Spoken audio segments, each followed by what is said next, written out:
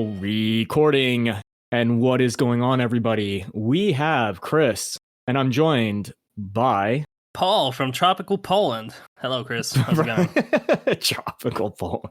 Well, what's the weather like over there? It's fucking hot. I'm sweaty. My AC's running and it's not enough. That's like Eastern Europe. Like, it's never hot there. Dude, there's been so many heat waves this summer everywhere. We also have them. It's all those AI data centers just That's producing heat. Yep. Yeah. We just need them to all be allocated for video game servers for the PS6. Right. So that they can sell a console to us for under $1,000. Right. It'll be a box that can just stream. That's it. $999.99. PS6 Portal. Yeah, I mean listen, we'll have to tackle that next year when we have a little bit more information. But for today, let's we got a couple things to talk about. Still not a ton of gaming news. I guess July's a little light. It is. But we did have some things that dropped. Halo campaign, which I believe you have some time in. A little bit, yeah. I started playing it. We last both night. got some time on the open beta of Tokkon. Yes, we did.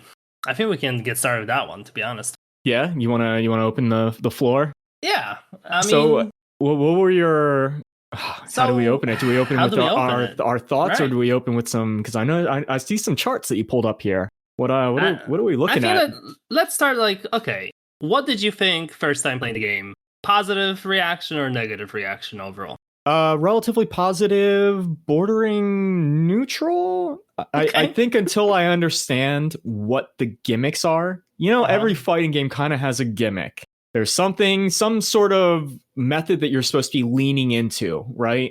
Mm-hmm. Well, there's something that's gonna, in this, I believe it's the assist mechanic. It is, yeah. And we didn't really get that crazy into it because the only way to build, for anybody that's unfamiliar with the game, Tokkon is the Arc Systems Works, kind of like the Marvel rival. I think they're in the same family, right? I guess. I mean, I think it's more like, Marvel versus Capcom style a bit, but not really. As far as, the gameplay, but as far as character design and who they're picking, Magic, Blade, Magneto, Black Panther, these all seem like characters that they're utilizing in Marvel Rivals. So I'm assuming that there's some sort of a collaborative effort going on, even if they're slightly different studios, kind of under the same umbrella. Maybe I shouldn't have even opened my mouth because I did not research that enough. But I don't think that's true for the record, but they do share. I mean, people want the popular Marvel characters, so is that just so many of those? Because Rivals is popular, they just were like, oh, I guess we gotta include some of those guys. Yeah, for sure. I also think they have a lot of legacy stuff that hey, Storm usually appears in Marvel fighting games. Wolverine appears in Marvel fighting games. Let's make sure we have those guys. It makes sense. Yeah, no, the Wolverines, I expected that. Magic, I did not. Star-Lord, Star-Lord, Penny Parker. We're getting some characters that I'm like. I don't know who Penny Parker is. I'm gonna be 100% honest. I have no idea. They've expanded the universe so much now that I couldn't even tell you. We don't even know which version she is, if she's the Earth 6-1 whatever, the standard R Earth version, or if this is a completely different multiverse. But that's okay.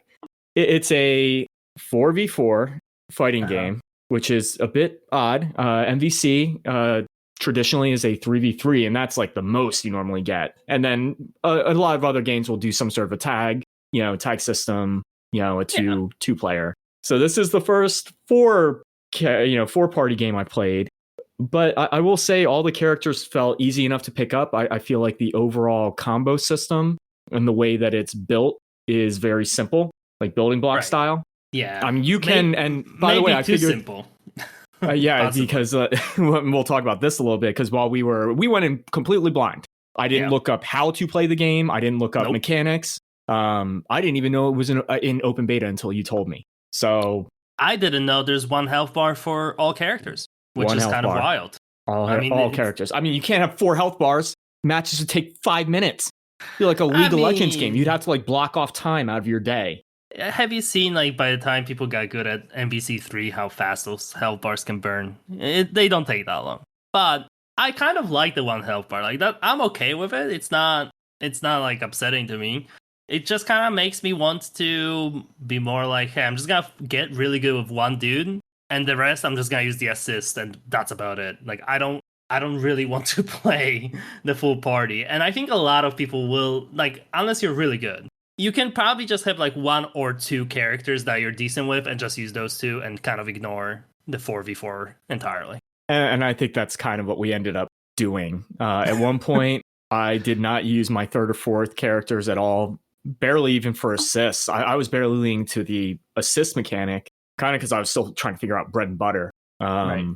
But, to give you a little bit of the core mechanics for anybody that has not, is just hearing this for the first time, it's a fighting game, 2D. It plays very similar, somewhere between, I would say, Guilty Gear Strive and MVC3.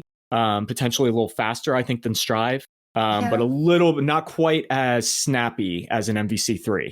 Like, I think this frame game kind of data's, frame data kind of matters, I think.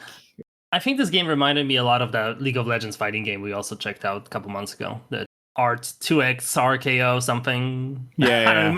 The worst name in the fucking world. I don't know why they didn't just fucking name it League of Legends Versus or something, but whatever. This game 2XKO, I think, is what it's like. The button layout was pretty similar. Very similar, and I think that a lot of fighting games outside of some more conventional like Attack In, maybe Guilty Gear, but a lot of games are moving in this direction of simplified inputs. Fireball inputs are out, Dragon Punch inputs are out. They're all tied to a single direction and a single button. Yep, specials. Yeah. And they keep some core mechanics. So, you have a light, a medium, and a heavy attack. Light attacks were, for some reason, like very unreliable. And then every character has a special mechanic that can be utilized. Not that dissimilar from BlazBlue, another ArcSys game. So you have like a Spider-Man. His X moves would do not X. X is assist. I'm sorry. Or one or two. His drive, whatever. What do they call that mechanic in this game? Do they have a name for it? The special. I'm sure they do. Yeah, I'm sure they do. His special mechanic is web slinging. He can use directional inputs to basically fire things around, and it gives him a lot of mobility on the screen, which can be very helpful against certain characters that can lock down the screen, like a Magneto, with like really heavy screen filling projectiles that are fast and super spammable. Fast. I was surprised how fast they were. Extremely fast. Definitely scrap busting fast, because it took me multiple matches to even be like, okay, what can I do here? Turns out I could also spam fireballs with some characters, but pretty rough to get around. Right. So I wonder if that was done by design. A little bit of like a rock paper scissors. Certain characters would have a heavy advantage. I was playing a lot of zoning characters, Magneto, Doom, who has like a projectile reflect. That's his gimmick. Yeah, we'll call it the gimmick. Everybody has a gimmick. So the gimmick button when you press it. But, and then you were utilizing characters like Captain America, who's just like a standard, like a Shoto type. Totally. He has a DP. He's got a simple projectile with some angle to it. He can deflect certain things, so like there were certain, I felt like extreme advantage and disadvantage depending on who was on the screen, if that makes sense. Yeah. Except for Magneto. I always felt powerful when I had him out. Okay. So I mean, that's kind of the basics of the gameplay, and then your standard combos. They simplified them even more. So for people not familiar with fighting games, typically you go light to heavy. So it would be like a light, medium, heavy, and then maybe your gimmick move. Something that would extend your combo, possibly a knockdown or positioning, some sort of whatever. In this game, if you press any of those buttons individually, like repeatedly, you will get an entire like auto string that changes depending on the button that you're pressing. So if you do the light one, you'll end with an EX special move, right? You'll do a full string and then just EX them into the wall or whatever. If you do medium, you'll do your 50, your light super, we'll call it, at the end of it. And if you do your heavy, you'll do your super that costs you 100 bar. So, but I mean, these are tied to one button. Basically, if you touch, you get real damage. You don't have to worry about scaling, optimizing as much. How does that make you feel? I mean, there is damage reduction if you use the easy inputs. I looked it up. It's like between 8 to 10% less damage if you don't do fireball motions and DP notions for all of that stuff. But I think that easy input stuff makes sense, especially now, like to get anyone to play fighting game 2026. We're way past the point where people are sitting in fucking training mode trying to learn fireballs when they're 15 to 12, like I did. Right. So the only way to get people to play, you have to make it accessible. So I don't mind the easy inputs at all. I think they're totally fine. I just wish there was an option if I want to disable it. I should be able to disable it. Because the amount of times that both of us were just throwing ults at the end of combos, not because I wanted to, because I'm pressing circle like one time too many. Because I don't know when combo strings end with characters. You know what I mean? We're trying things out, and I'm like, can I press the button again? Shit's still happening. You know what I mean? I'll keep pressing until it stops. And the same way you figure out all your combos. As long as you have bar, it's just gonna do it. So that was a little bit frustrating personally, but I think the simplifying stuff to have it on special moves on one bound of directions, that's totally fine. I never felt like inputs is the skill of fighting games, to be honest. Like, you prefer the decision making? Yeah, I like obviously execution should be part of it, and there's still execution in here. Like, it's not like those easy combos are the best combos in the game at all. But it's enough to get a scrub going in there and not quitting the game in 5 minutes because they can't do anything, right? So that's true. I guess and that's a great point. Especially with the way that matchmaking, I feel like matchmaking in general in a lot of online games has gotten significantly more balanced or targeted, maybe. Yeah. Like, I generally feel like in any online game that I'm playing people that are relatively close to my skill level. Yep. It's very rare that I get in there and I'm like, wow, I'm in the wrong room. Like, there's 5 other guys in here and they all know how to play and I don't. It just doesn't happen that often. So yeah, this might be a good way for people that aren't willing to learn. Like, I'm no longer willing to learn combos. I may have been barely tournament grade in BlazBlue Continuum Shift. That was it. And that's like the extent. Maybe Guilty Gear XX Reloaded because I was playing with somebody who was tournament grade. But like, that's years, dude. I'm not. That's too much. It's too much effort. It's too much now. In 2026, It's got to be a little simpler. It has to be. I guess I like it. I guess. They still should. I hope in like the actual release they do give you an option to toggle that off. Yeah, Just have a toggle and have it on by default. Sure, I think that's fine. Like, whatever. But I would be pretty annoyed if I'm trying to like get sweaty in this game, and I'm getting fucking extra inputs from pressing circle one too many times when I'm trying to throw fireballs. I don't know. I could see that being frustrating for sure. Yeah, well, I mean, listen, you think that's frustrating? We didn't even get into the frustrating part of this game. Apparently, the assist system is very, very strong. Like, if you are okay at wall breaking, which is only done with specific moves, it's not like other games where if you did enough damage into the wall, they would wall stick and then you could hit them again and they would wall break. They kind of made it so only specific moves and throws will knock an opponent through a wall, and that will give you an assist gauge, and losing a round gives you an assist gauge. Right. So, I guess we didn't mention that when you start a round, like the very first round, you don't have access to all of your assist characters. You build up the slots either by winning the round or losing the round, I guess. Losing the round, not winning the round. Like, losing the round or doing a wall break. Those were the 2 methods I saw. I don't know if there's any other ones. No. Currently there is not. So, wait, there might be something with the that overhead mechanic. The square X? Yes, if it's countered. Okay. All right. Yeah, because someone can do square X as a counter to your square X. Right. Correct. Yeah. And if they counter it, it's like devastating. It does like massive bad stuff. Okay. Yeah. And people are like, in beta, basically, people were complaining like, yeah, people are like reading this very easily and they're consistently getting it. And people aren't even good at the game yet.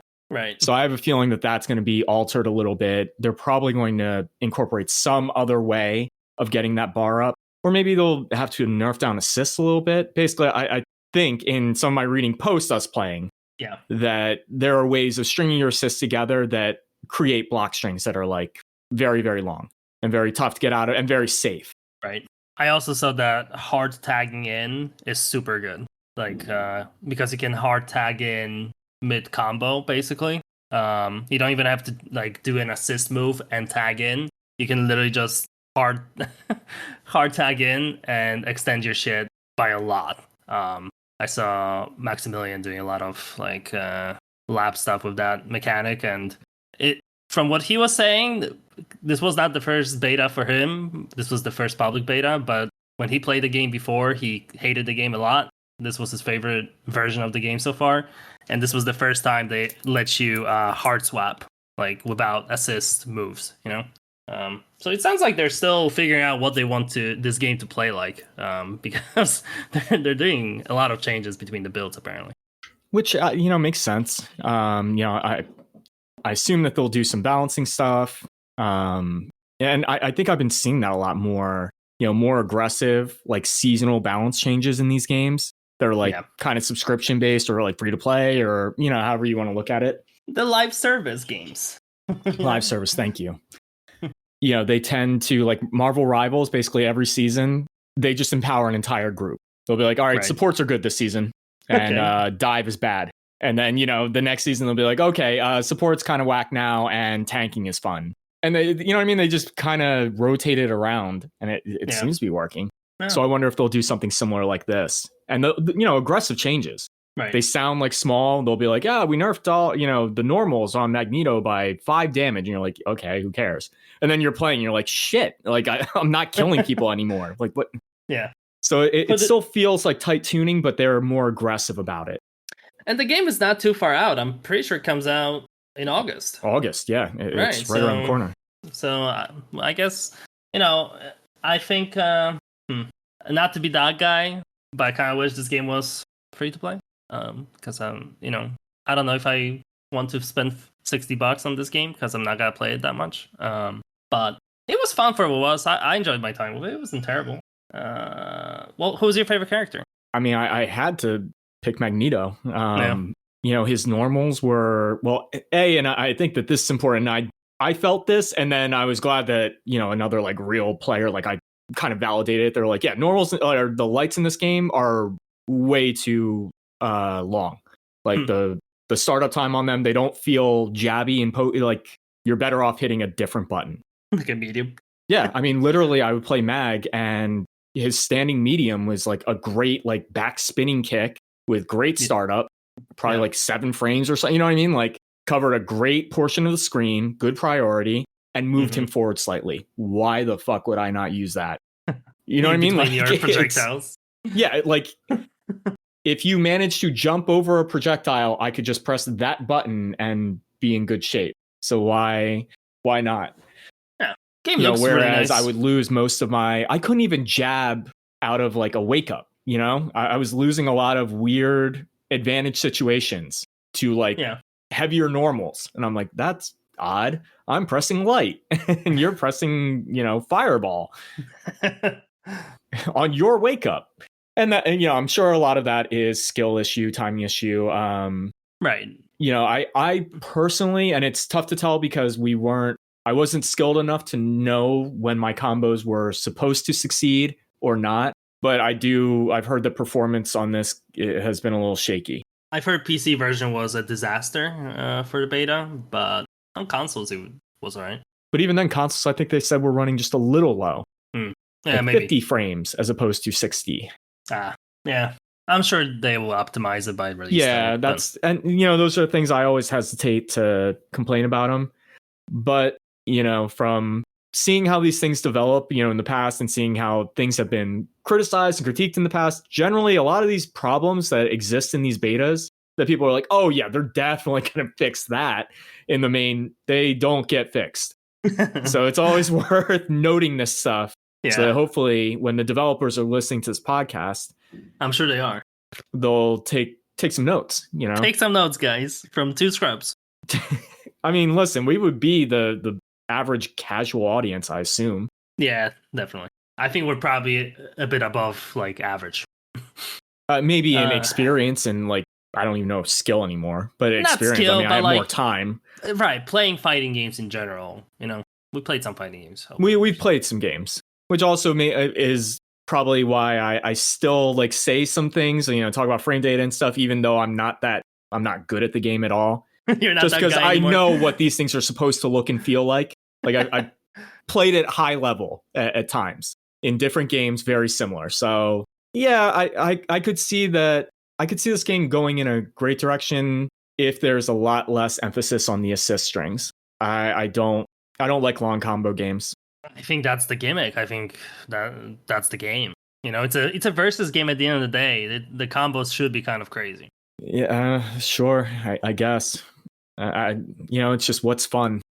Right. I'm not the biggest like versus guy. I never was. I prefer, good old Street Fighter over MVS or something. But yeah, and one also it can't quite play like a versus game because in those games you're meant to delete characters once you touch. Yeah. In MVC3 where they all have individual bars, generally if you get a hard touch with 2 like ultra bars, that character's dead. Yeah, they're dead. Yeah. In this game you can't do that because everything is shared. I've seen combos do like 80% though. Yeah, and that's my fear. Is that you're going to wind up in situations where it's just a touch decides the round. Yeah. And most fighting games do at least go through that phase, especially when they first come out. The developers, they design everything with like an intent. And then, of course, players take it and they're like, yeah, we found ways of breaking all this. So, yep. Infinites and things like that aren't supposed to exist will exist. Yeah. So I expect it to happen kind of in the beginning. It would just be nice if it were a little bit more snappy. It's tough. How do you do that? Do you add more defensive options? Do you add 2 burst gauges?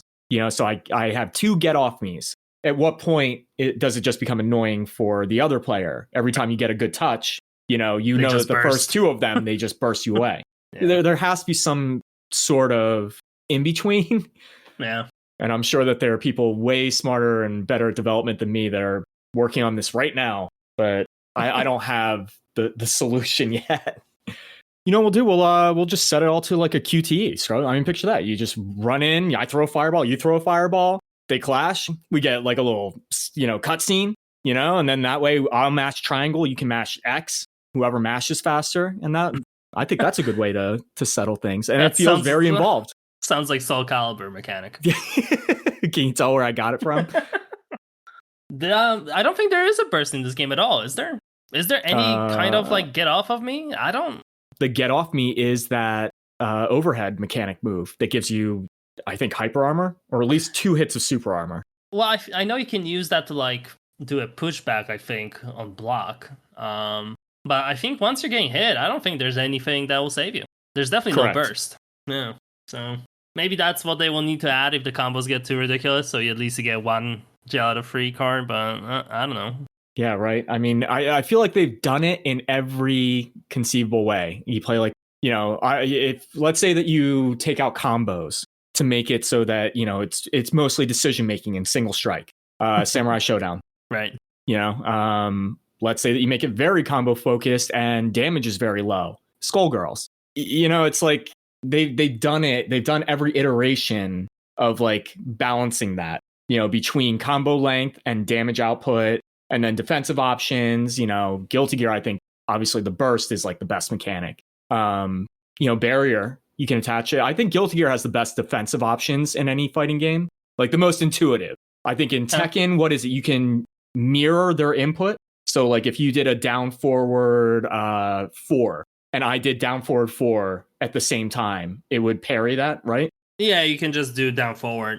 For like a low, if they're doing it low, you'll parry that instantly. Okay, so they do like a low, mid, high type of parry system. I'm not that familiar with the defensive mechanics in Tekken, but so I mean, there's all sorts of methods to it. I don't like that one at all. I think Guilty Gear is the most intuitive. If somebody's hitting you, you can use a little bit of gauge to literally push them off of you a little bit on their block stun. You need it because you die in that game in 2 combos usually. I mean, in this game, you'll die in 2 combos. In this game, that's what I'm saying. I think this game could use a burst.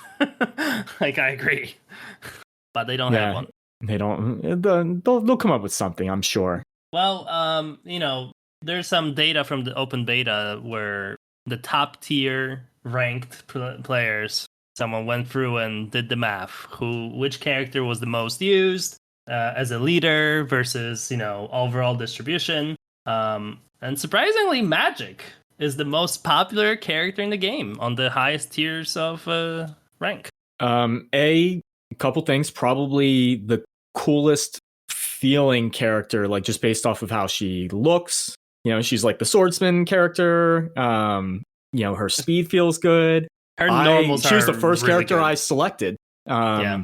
I did not enjoy the portal mechanic, but mostly from not understanding how it worked and not being willing to lose 5 matches to you in a row trying to figure it out. Right. But by the time we finished, so full transparency, during this time, I'd switched at some point to Magneto, and you became very frustrated with the projectile spam. But by the end, on our last 2 matches, you picked up Magic, and her projectile was fast enough to actually compete. It was, yes. She was the only character you had that was able to even compete on that scale at all. On just fireball spamming, absolutely. I tried Iron Man, that wasn't working. Shield from Captain America, not even close. But Magic's fireball was fast enough. She also has really, really, really, really good normals in this game. So both medium and wide arcs, good hitboxes, just good frame data on it in general. Honestly, most of the characters, other than all of the lights, looking and feeling kind of whack. I felt like all the characters looked and handled pretty cool. Yeah. Even characters I didn't really like the mechanics of. I like Spider-Man, who is number 2 on the distribution for leaders as the most popular character on ranked. I thought Spider-Man wasn't great, but apparently he's one of the best characters in the game. Oh, so I could absolutely see that. I could see Spider-Man, Magic. Who is another? Storm.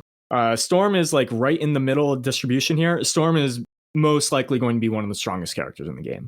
Yeah, she just seems hard. That's all. She's very difficult to use. She has the Rachel mechanic where she can manipulate the weather and move herself or her opponents on the screen using wind. I don't know if she can move opponents. She can definitely move herself. It's not herself. Her moves, rather. Right. Certain attacks that she has, she sets up and then range. She can. Yes. Yeah. Once that gets a little bit tighter, I assume that would break certain mechanics, they have in place to prevent combos from being too long. Right. Knocking people out of combo. Is there combo fallout? I didn't experience it even once. I think there is, but I didn't see it. But I think there is. So, I mean, maybe. And that's another mechanic. What do you do? A hit limit? Damage limit? Right. Special limit? How many specials can hit you before you're done? I don't know. Yeah, and that's another thing.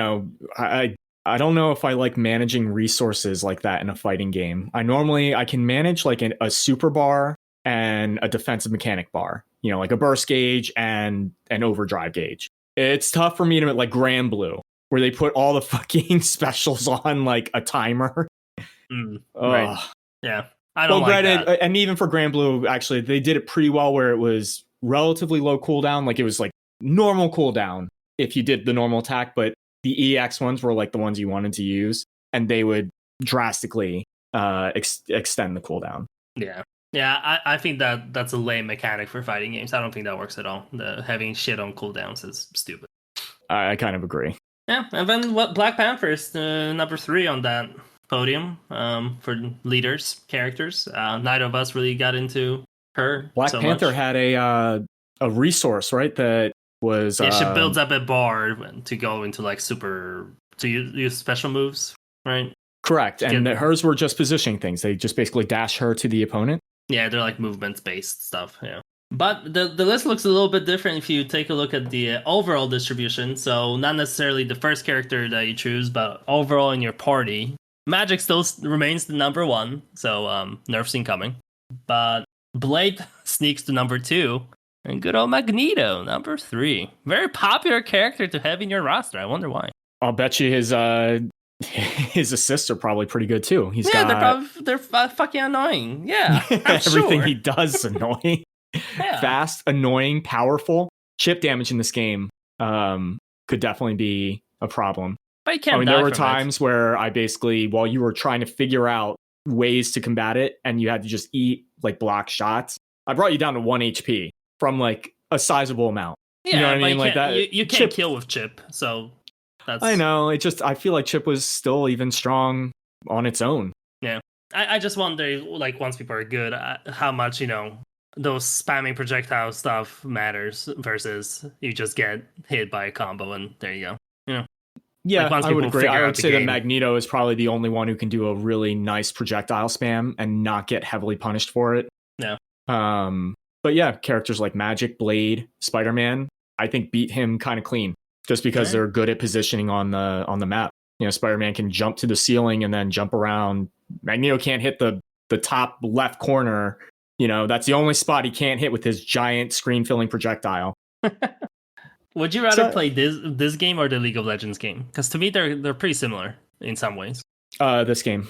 Yeah. For one reason only, the characters are way cooler. Way better, yeah. Yep. League of Legends, I hated that my main was Teemo. Right. His mechanics felt the best, and they were annoying. I don't want to play annoying characters, you know what I mean? But it's nice to have like a little bit of range on your normals, to have like, some sort of setup type of stuff. And he had all that. Yeah. But he's Teemo. This game, it just felt a little bit better to me. Everything about it just felt slightly better. That's another thing too. Teemo is the only character I played in 2XKO that felt even really playable. Vi seemed pretty cool, but you were playing her. I played Vi. I didn't mind her. She was fine. She was fine. But those were the only two characters I was even thinking of playing. All the other characters fucking whack. I don't know what to say. And I play League of Legends. I played it last night. You know what I mean? Yeah, it's kind of crazy. I have years of time into that game. But every character I played at least felt fun in some weird way. Even like Penny Parker, who was way too large and just big bodied, but not like a grapple character. She still had some goofy, fun looking mechanics. Green Goblin, he's got like a little glider thing that he's on. I couldn't even use it correctly, and it still felt kind of fun. So, I guess it just shows you that, Arc System, they know what they're doing. They make good ass fighting games, and that they definitely figure out the formula because they don't really miss too often. Now, how would you compare this to like a Street Fighter 5 or 4? Because I feel like I enjoy my time with Street Fighter more, but yeah, I mean, it's also definitely different time in our lives with Street Fighter versus this, right? We had way more opportunity to play together offline.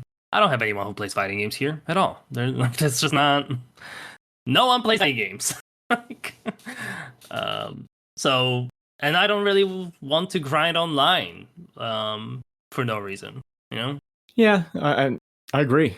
Even games that I like, Guilty Gear Strive is probably my favorite fighting game today that I would play, and I don't play it that much. Right. I played it when it came out, got decent at it, put it down for a little bit, played it again when they updated the seasons and they changed a bunch of balance stuff. Right. Then played it one more time when they released Slayer DLC character. And I think a lot of people have the same journey with fighting games these days. Like, it's not really something, unless you're like really into fighting games and that's what you do, like that's the type of game you play.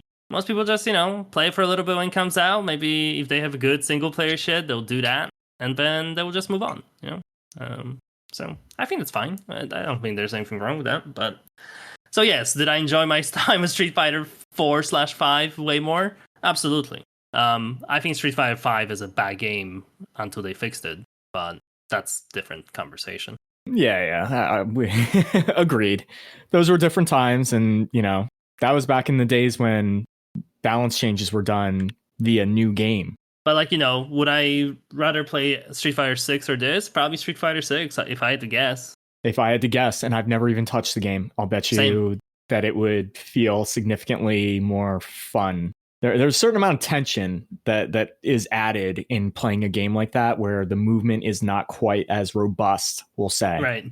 The combos are not as crazy, Yeah, combos are simple and kind of. I feel like Street Fighter really landed that part. It's still not even my favorite. I mean, Guilty Gear is my favorite game, but I feel like Street Fighter kind of got that balance down very well. Yeah, it's a good mix of casual versus you can really get good at it. I feel like there's no casuals playing Guilty Gear. Correct. Correct. Trust me, I know. I am a filthy casual that was playing Guilty Gear, and I could only stomach it. I can only stomach the losses for so long. Before a controller goes flying. The crippling losses. You know, I don't even get that upset in fighting games when I get like stomped. Like anymore, I just kind of expect still get mad, it. Man. I still get so frustrated.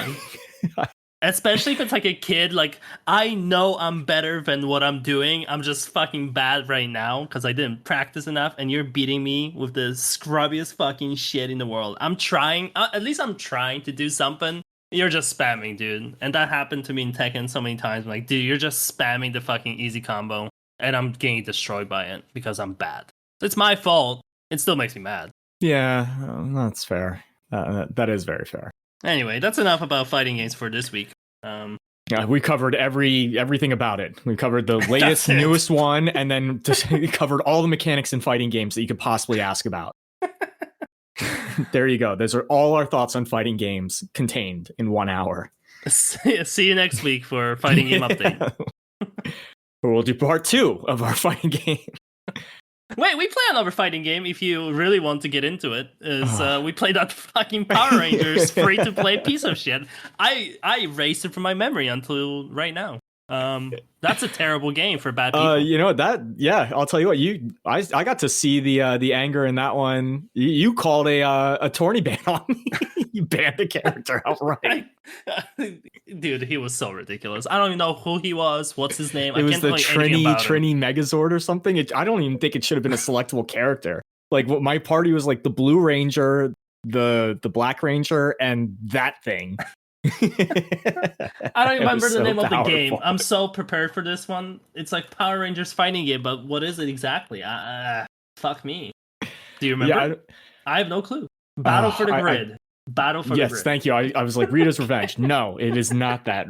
And by the way, the Fight for the Grid or whatever, that game was released like years ago. Years ago. Yeah, this is an oldie but a goodie. It came out in 2019. It's free on PlayStation Plus, so you can check it out right now and see why I banned that character if you're really curious.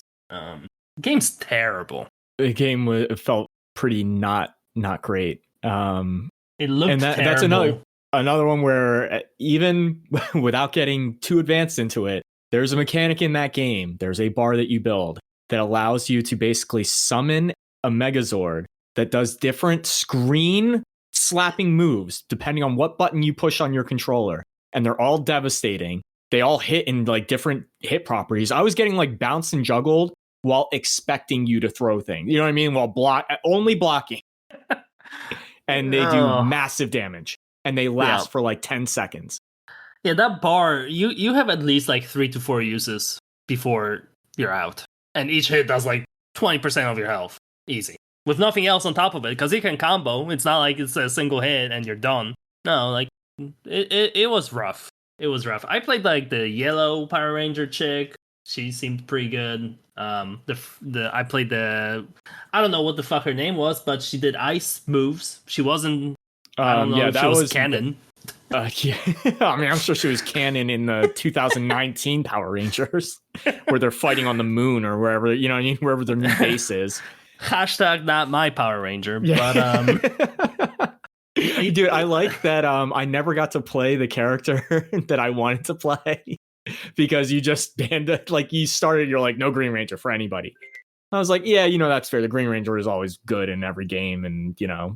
And you ended up picking up the Green Ranger. Yep, it was fine. And then banned my Megazord. He wasn't even that crazy, the green guy. No, the ice chick was really strong. She was freezing reset, and she was the only character in the game with a freeze mechanic. Yeah, I mean, she was the Sub-Zero of the game. That's all. But like really good.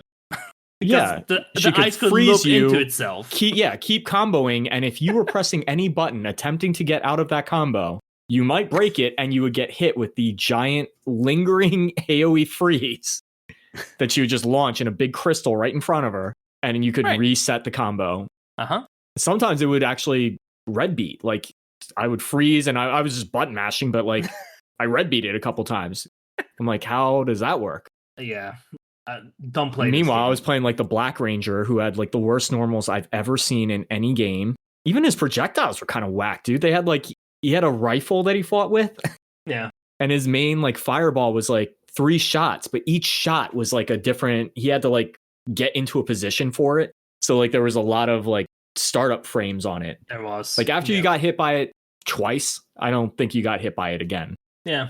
There was like a better version of the same character. She was the Pink Ranger, but not the one you think of.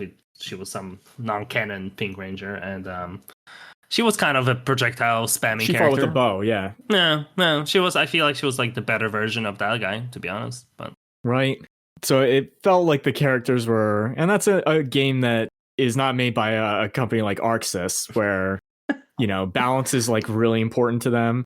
I have a feeling if I look up a tier list, if I pull up the same type of bar graph for the Power Rangers as you did for Tokkon, you're gonna see like Trini Megazord and Ice Chick, probably the yellow Ranger chick with the dagger that you were playing as well. That would be my guess on the top tier. I wonder if I can I pull that up right now. What was it called? Battle for the Grid? Battle for the Grid. But not the Super Edition. We played the normal one. So I don't know what these Poisandra. I don't know what their names are. Based, you know what I mean? Yeah, that Dragon Armor Trini is ranked number 3. Okay, I could see it.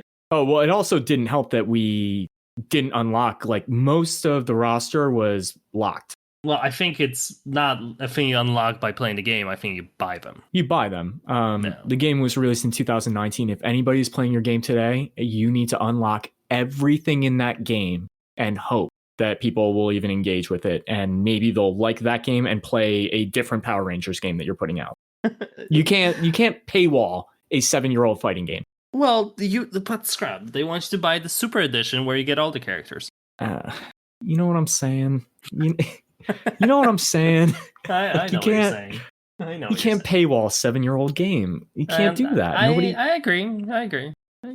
Anyway, that's probably enough about this piece of shit of a game. It was bad. It was really bad. But I feel like we played it for quite way too long. Like we got way too many rounds in that stupid ass game. But that's fine. We like to waste our time. Speaking of wasting time, why don't you go ahead and tell us about the good old Firefight, the game that you wanted to play last week desperately. Tell me all about it. We did lead into it pretty heavily, and you were pretty averse to the idea of playing Firefighter Simulator, which by the way is free this month.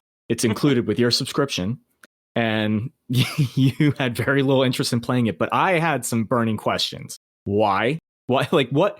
I wanted to know what type of game this was. Because we talked about it. These simulator games, some of them are like, real simulator games, flight simulator. There's some like trucking simulator things where you're supposed to be like shifting gears and, they're meant to actually, physics based. Uh-huh. Then there are physics based goofy ones like Goose Game, Squirrel with a Gun, where you're just running around, blowing shit up and like, exploiting physics for fun. Goat Simulator. Goat Simulator. Thank you. That's probably the best example. Yeah. Then there's shovelware games where you're playing like My Little Pony Princess or something, and you're, doing shitty QTE events, and it's a $60 game. And you're like, what? Who is this for?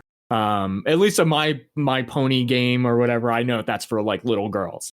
Firefighter Simulator. Who is this game for? We played it. We played through. We both had to do the tutorial solo. Then I managed to convince you to play 2 missions. Barely. You were really not thrilled about playing 2 missions. By the second mission, we were no longer on the same team, and we rode together in the same truck. I tried to you like locked me on the roof. I took away your ladder, and you were stuck on the roof for like 10 minutes of a burning building. So you know what? Before I go too crazy, let's hear what you thought about it. How did your experience feel? It was exactly what I thought it's going to be. A piece of shit, cheap, probably like Unity or Unreal Engine store free assets combined into this nightmare mess of an experience. It was stiff. My thoughts exactly. It was one of the worst gaming experiences I've had, and I played games that aren't finished. You know what Oh I yeah, mean? Chris loves bad games. He mostly plays bad games. So like this should be up his alley, but even this was too much. You know, when you play a game like this, like a bad, I'm just going to call it's shovelware. I mean, this is a piece of shit. There's no mechanics involved to it at all. You know, there's like hose shit and they're different nozzles. None of that mattered at all, other than a slight visual difference, you know, from like hose spraying or whatever. There was command features and all that you were supposed to be using to command your firefighters. Those guys, the AI in this game was useless. And that, yeah, useless because they weren't in my way too often. So they were just not doing anything. Everything. I even tried to break the game because the only fun you can have in a game like this when you realize that it's just a bunch of like QTE events and that's kind of it. You know, you want to find ways to make it fun. Hey, can I fall? Can I clip through this? What happens if I stand in the fire? You know, can I fall off this roof? Shit like that. Can I knock over my firefighter guys with my hose that I'm shooting? You know, the answer to all of those questions is no. And whatever happens is the least entertaining and fun thing that could happen. If you stand in the fire in that game, you will get damaged and you will fall. There is nothing you can do after that. Like you can either restart the mission or someone can pick you up. Someone can pick you up. That's realistic. Literally, I think you walked over, like first aided me, and I stood up back in the flames and started taking damage again immediately, which didn't matter because there's no health bar. It's Gears of War style. You know, you got the red screen that lets you know when you're doing the wrong thing. Did you like the first person or the third person more? I only played third person because it did feel very Gears of War like, which to me was the only saving grace. Was that it looked very intense, like, you know, that roadie run over the shoulder kind of camera, but it wasn't shaky. I mean, it was shaky, but not the way that you're hoping. It was more like clippy and didn't know where to go. It wasn't intentional. It just kind of glitched around. So we'll never do this again, by the way. And we completed the missions. Did we even get graded on them? Like, was there even anything that we could have done? Score. I think there's some score. I don't even recall seeing like a results screen. There was. What did we get? Probably poor because we were just fucking messing around and not doing the You're mission. Right. Oh my god, right away. Dude! Remember the first place that we drove to? We got 3 out of 5 stars, I think, for the time taken to do the mission, and literally 4 of the 9 minutes that we spent on the mission was you clipped into a vehicle while driving to the site. And you couldn't get the truck to turn at all. Like once it clipped the vehicle, you were hard stuck for a little while. For way too long. And I know what you're thinking. Like, oh, you could just get out and walk. No, you are absolutely committed to that vehicle. Yeah, this is not a sandbox game, by the way. It looks like it might be. It is not. Which would have been actually maybe potentially even cool. Like, you know, you have your hub. It's like the fire station. You know, and then you get calls and you jump in the truck and you jump in and out like GTA style. No, it was not like that at all. It was do mission, stand around until something triggers in game to let you know to get in a truck, and then get in truck and drive poorly to burning department store and put out flame.gif copy pasted over and over again on Unity assets. They just ripped it out of like Resident Evil 1 from PS1. It's like, this will work. It's fine. For a game all about putting out fires with water, they may be some of the worst fire and water mechanics I've ever seen in a game. And I'm not kidding. Like, I know it sounds like I'm being like real exaggerated. Like, they were awful. Well, Chris, maybe we just don't appreciate art, because here's a review from Reddit. Ready for this? Yes. Boss Bullfrog wrote, "I'm on PS5. The game is essentially flawless." Dude, you can't do shit like that while I have liquid in my mouth. I almost ruined my Zing Yao. I had a single crash on the level crashing the party, which the devs are aware of. It seems to be an issue with the game itself. But other than that, I put 30 hours into the game and had 0 issues except this one crash. This is the second best release in 10 years. Roadcraft being the best one. Thanks, Bullfrog. a different firefighter similar? Or like, is that what he's saying? I don't know what Roadcraft What's Roadcraft? I don't know. Is that the next game we're playing? Roadcraft came out last year. It's you're building roads. As the name I imply. Oh, road. I thought you said rogue. Like, oh no, Scrub. This individual is very committed to simulators. So we're building some roads. If that's what you're into, I guess. I'm looking at a tiny window that's just playing a clip from Roadcraft, and it looks twice as good, if not 3 times as good as Firefighter Simulator. Remember when the title screen for that game was a non-moving picture? It had no animation on the title screen at all, and it also was the same as the thumbnail for the game. I don't think I've ever seen that. A lot of people do agree with us that the AI is quite poor, but other than that, they love the game. So we just don't know what we're talking about, I guess. Who are these people? Who? It's probably like the devs and their families writing these Reddit reviews, because I don't know. It's flawless. Mom, I need another positive review, please. The game crashed again, but the devs are very aware of it. I'm working on it right now. I mean, they're working on it right now. I don't know, Paul. I mean, there's nothing else to say about this. There's nothing else. We don't need to. Give me one positive thing out of that game. No, there's nothing. You have to give me one positive. Okay, what was positive? I enjoyed taking away the ladder while you were on the roof, and you had no recourse from that. That was pretty fun. I couldn't summon a ladder. I could not. Yeah, my AI, that wasn't even an option. The AI can only pick up people or put out fires. They will do neither of those, just so you know. But those are your only 2 options to try to control them. Yeah. On a very convoluted cogwheel. Then you hold like R2 and it brings up a cogwheel that was 90% not usable. I mean, okay. This game has positive reviews on Steam. Like, we're kind of insane, I guess. Very positive. Like, the average score is very positive. I don't know. Maybe we're just old cranky men who don't like fun, but I think my only fun in the entire game was doing the tutorial mission, and for some reason it would allow you to take equipment from other AI, like your little CPU friends. So whenever they were doing anything, I would just rip shit out of their hands. And whatever you were holding would, like, if you were holding a crowbar, rather than like, if you're exchanging equipment, putting your crowbar down, maybe putting it on your belt or something, it literally would fall out of your hands and clang on the ground. Like what real firefighters do. Hey. That was my positive experience in the game. It was the only way that I tried to subvert the game that actually worked as intended. All I wanted to do is fuck around with you, like splash you with water, knock your ass down. I wanted There's to, like, no interaction. There's 0 interaction. I might as well play by myself. Like, nothing matters. It's just like my goal of this was like, dude, I had a vision. All right, we were gonna be in that department store, right? You were gonna be fucking around or whatever, and like 20 minutes later, you'd be like, "Sharp, what are you doing?" And you come and find me, and I'd be spraying like some CPU guy. He'd be stuck in the corner. You know what I mean? Like called over because I rolled him in there because I sprayed him with a high pressure hose. You know what I mean? I'm just holding him there. There's fire all around me, and that's your experience when you get to walk in. And hopefully we could not recreate that at all.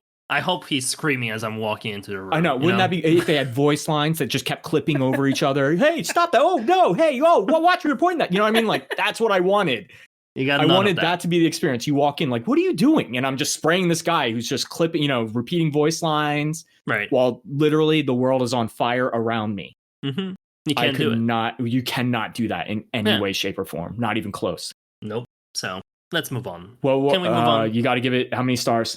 A 0. I'm not reviewing this. This game has only 3 Metacritic scores overall. Only 3 sad souls decided to review this game. It's free on PlayStation. It's featured. It's featured. I mean, those 3 guys gave it an 80, an 80, and a 70. So. And then if you add in, okay, so let's figure this out. Unfortunately, there's no 0. I'm giving it a 1. There's no Metascore. So it's got 5 reviews as of now. Let me pull up my calculator. I don't want to mess this up. Okay, so we got, you said 80, 70, 0, and 10, because I gave it a 1. Okay. So it's 240 divided by 5. So this has a 4.8 currently. Out of 10. That's still too high. That's still too high, to be fair. But that's And the average. Metacritic? That's Metacritic. Yikes. Yeah, nobody even played it. Like, this is not a real product. Except Bullfrog on Reddit. I mean, he loved it. Shout out to Bullfrog. Shout out. He never thought he'd have his review being read on a, on a live podcast. All right. I actually played a real video game that's new but not new, Chris. Okay. When you want to tell me about it? What the hottest and greatest release. Straight from a local retail store. I went and bought a disc. Halo Campaign Evolved. Yes. On PlayStation. Okay. It's so weird to see Halo like Halo on a PS5 box. Like, it just doesn't feel right. It doesn't make sense. And I wonder if this will be the one and done kind of situation for the PlayStation side of things, because Xbox decided to change course. And... Yeah, they clawed all that back, but they were already kind of stuck with this one. They already had boxes printed and shit. Like, my hope is if they do, Halo 2 and 3 remakes in the same style, like they do put it out, because it would be nice to have like the whole trilogy available, but we'll see. But for now, they only did the first game.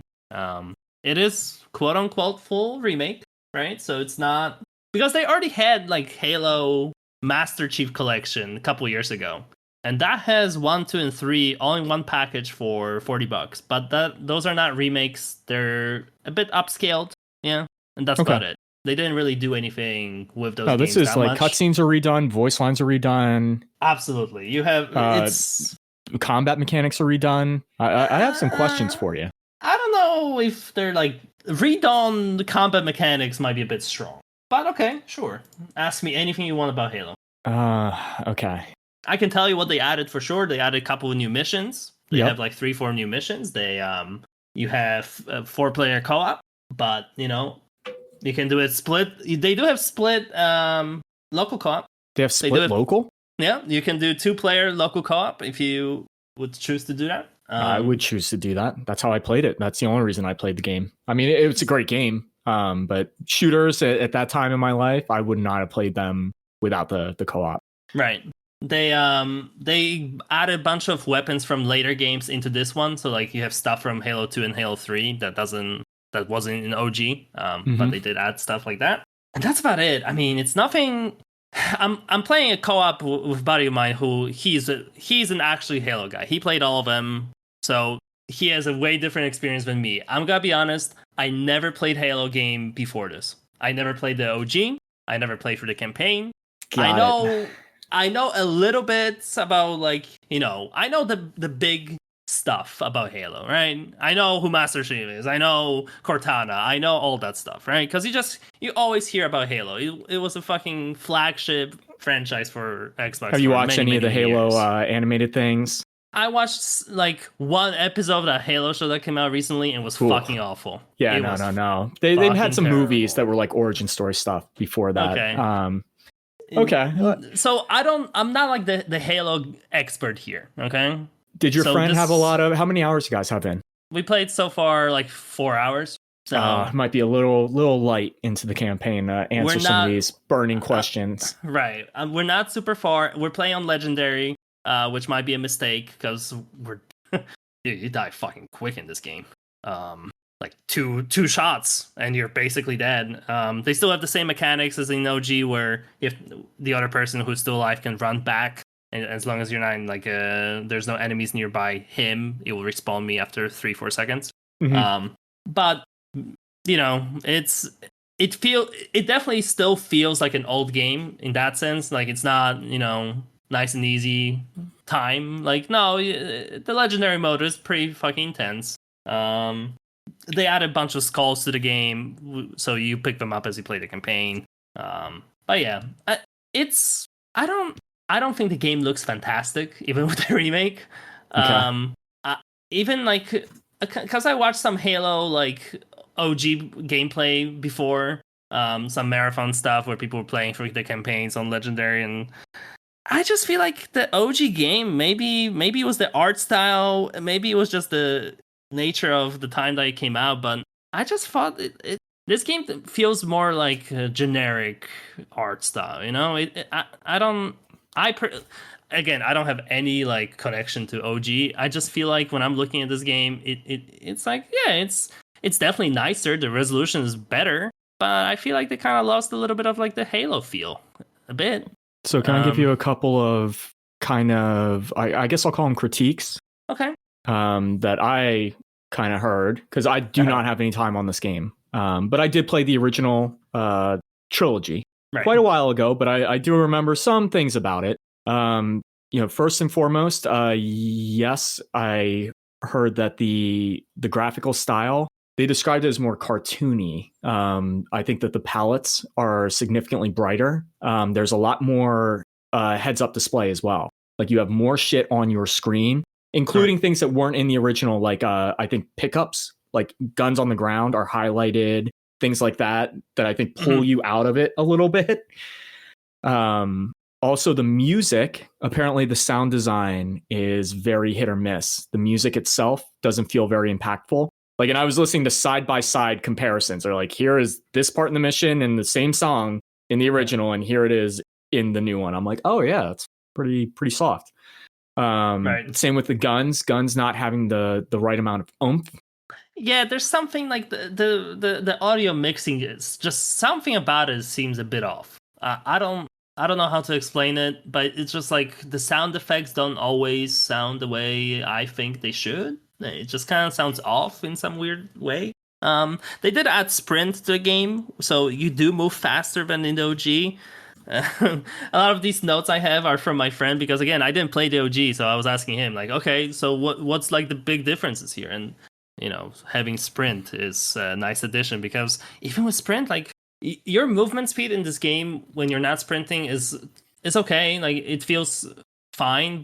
I feel like if that's how it felt in OG, that I wouldn't love it. I feel like I'm sprinting all the time.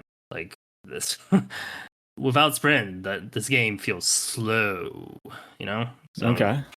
Here's a question, and this would be one that your friend would have answered. Hopefully, it's in his notes somewhere. I'll need to bring him on the podcast next week. He's a Halo expert. So okay, if we're bringing an expert on, first guest. I'm told that the AR basically was overtuned to the point of it being the gun. Like you want to choose that gun, you have it right at the beginning of the game, and it's because they added a scope in. You can aim down sights on it. Yeah, you can aim down sights. I feel like whereas in the original, it was only the pistol, the Magnum, that allowed you to do that. So your range gun would be a single fire pistol, and your short to medium range would be the assault rifle. But with this addition, and also I guess the damage was tuned a little bit. So it's full auto, and you can generally, if you clip dump something, it's going to die. So my understanding was like, yeah, so it didn't make much sense to play with any other gun. Okay. He's all about the pistol. Okay. So from my understanding, some guns are better to do like shield damage and other guns are better to do health damage. But the pistol, as long as you do headshots, it's basically one shot kill on all the small dudes and maybe 2 to 3 shots kills on the big dudes. He swears by the pistol. That's how he said he always played those games, at least the first one. Apparently the pistol gets worse in the later games, but in the first game, the pistol is the way to go. And that's what he's been doing, and I do see him just one-shot killing those dudes. I'm like, dude, I've been fucking putting some bullets into the guy with my goddamn assault rifle, or like the pulse rifle, or pulse pistol. It doesn't matter. Like, none of that stuff is one-shot kill, but the pistol definitely puts guys down the quickest so far. Okay. Yeah, so maybe get good is kind of the yeah, I think so. I mean, I don't know, it just feels like the pistol is just by far the best gun in the game and you do start with it. Okay. Yeah, and this next one go ahead. One more thing, I think the pacing of the campaign, it feels like an old game. Like I don't think they like changed how, like how in Final Fantasy 7 they definitely changed a lot of things, how you're going through Midgard. Like, it's not one-to-one copy at all. Right. This is basically one-to-one copy with nicer graphics. So they don't fix, like, any, what today would be like, do we really need to do this right now? Like, this feels weird that we're just running through this fucking empty base doing nothing for the first 5-10 minutes of the game. But okay. So, it's an old game with pretty graphics slapped on top. But I haven't played enough to have full opinion yet. But I was about to say, the next time we talk, pay attention to the elite enemies, because my understanding is that the AI in the original, like the elites would be fewer in number, but significantly more threatening, as far as the way that they behaved. And apparently the solution in this game, they no longer do like a lot of strafing or like, run around like ganking tactics or anything like that. They pretty much face you straight on, but they have higher health pools and there's more of them. I could see that. I mean, I do see them sometimes just straight up charging at you to kill you with melee, and it's one shot kill from them, at least on legendary. And they definitely try to dodge your bullets. Like they have a little sway move that they do to hide behind walls. So I don't know if that's true or not. I just don't know. But you'll come across it later. One thing to also look out for, because apparently this just happens and it's something with the AI. The AI will like bug out and not react to you for a little bit. So like you'll be shooting an enemy and he'll just be standing there. Sure. Yeah, that has happened already. Yeah, I've seen a lot of clips of that, and heard multiple people going like, yeah, and that seemed a little weird. Some enemies just don't really recognize that you're there or whatever. I mean, they didn't have a good way of describing it, but yeah, it's definitely some sort of a detection. It's something with the AI, obviously. Okay, so, but I mean, those, and honestly, I just wanted to hear what the differences were. And most people are going to focus on the negatives for that, because this has a lot of fans that were, very, very loyal to the like exactness or, what am I looking for? Authenticity. Authenticity of the series, or, I will most likely play this. I'm trying to figure out who I could con into playing this with me. Yeah, I don't think I would ever play this by myself, but in co-op, you can do worse for sure. Like Firefighter Simulator, like, Yeah. It's also $50. It's a little bit cheaper than normal game these days, which is $70. This one's like $50, at least where I got it here. So I don't know if $50 for Halo campaign from 20 years ago is worth everyone's money, but. For a remake of this level, I would say yes. Okay.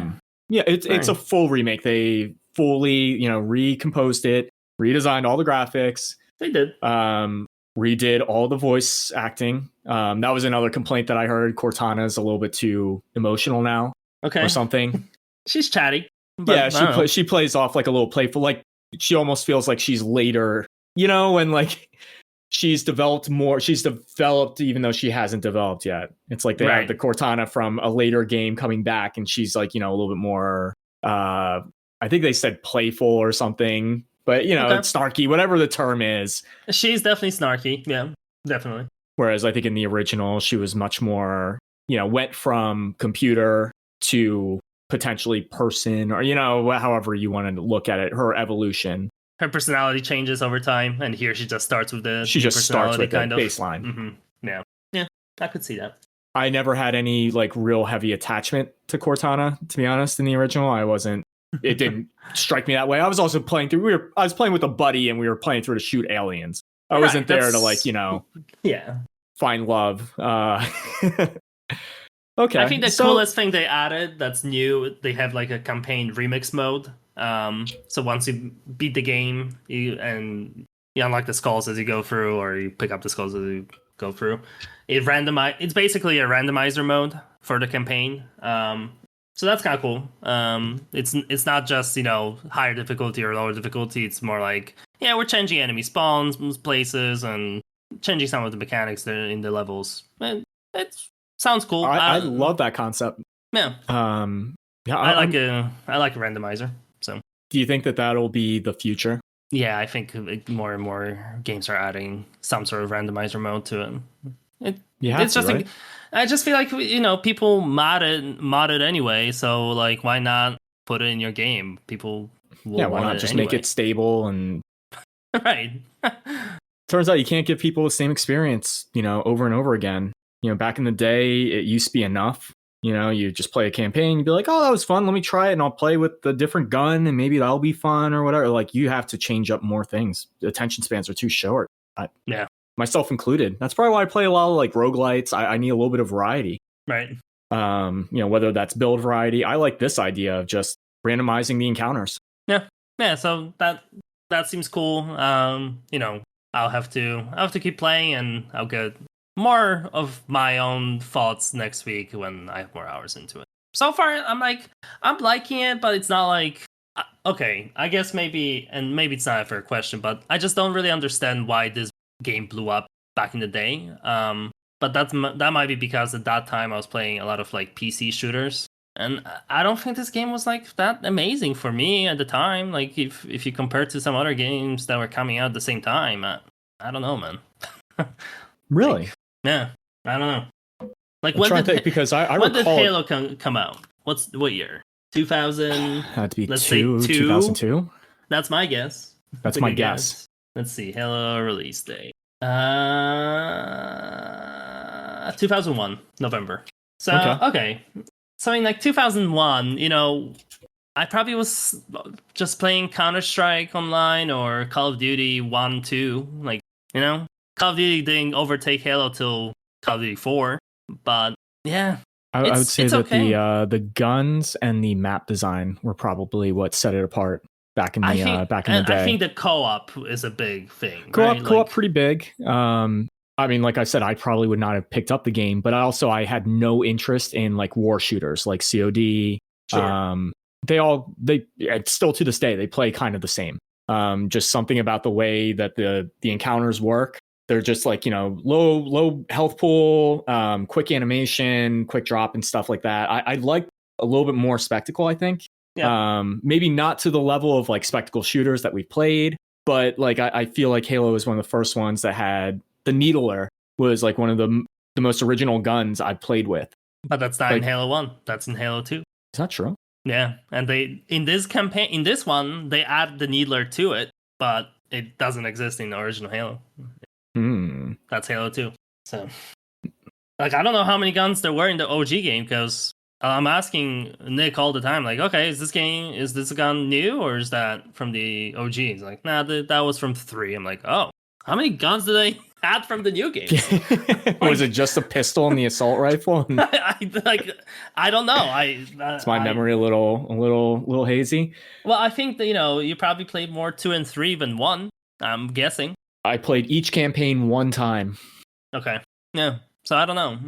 It again for a console at the time, I'm sure it was fucking cool. But I just feel like they were, you know, shooters on PC were just better. That's all.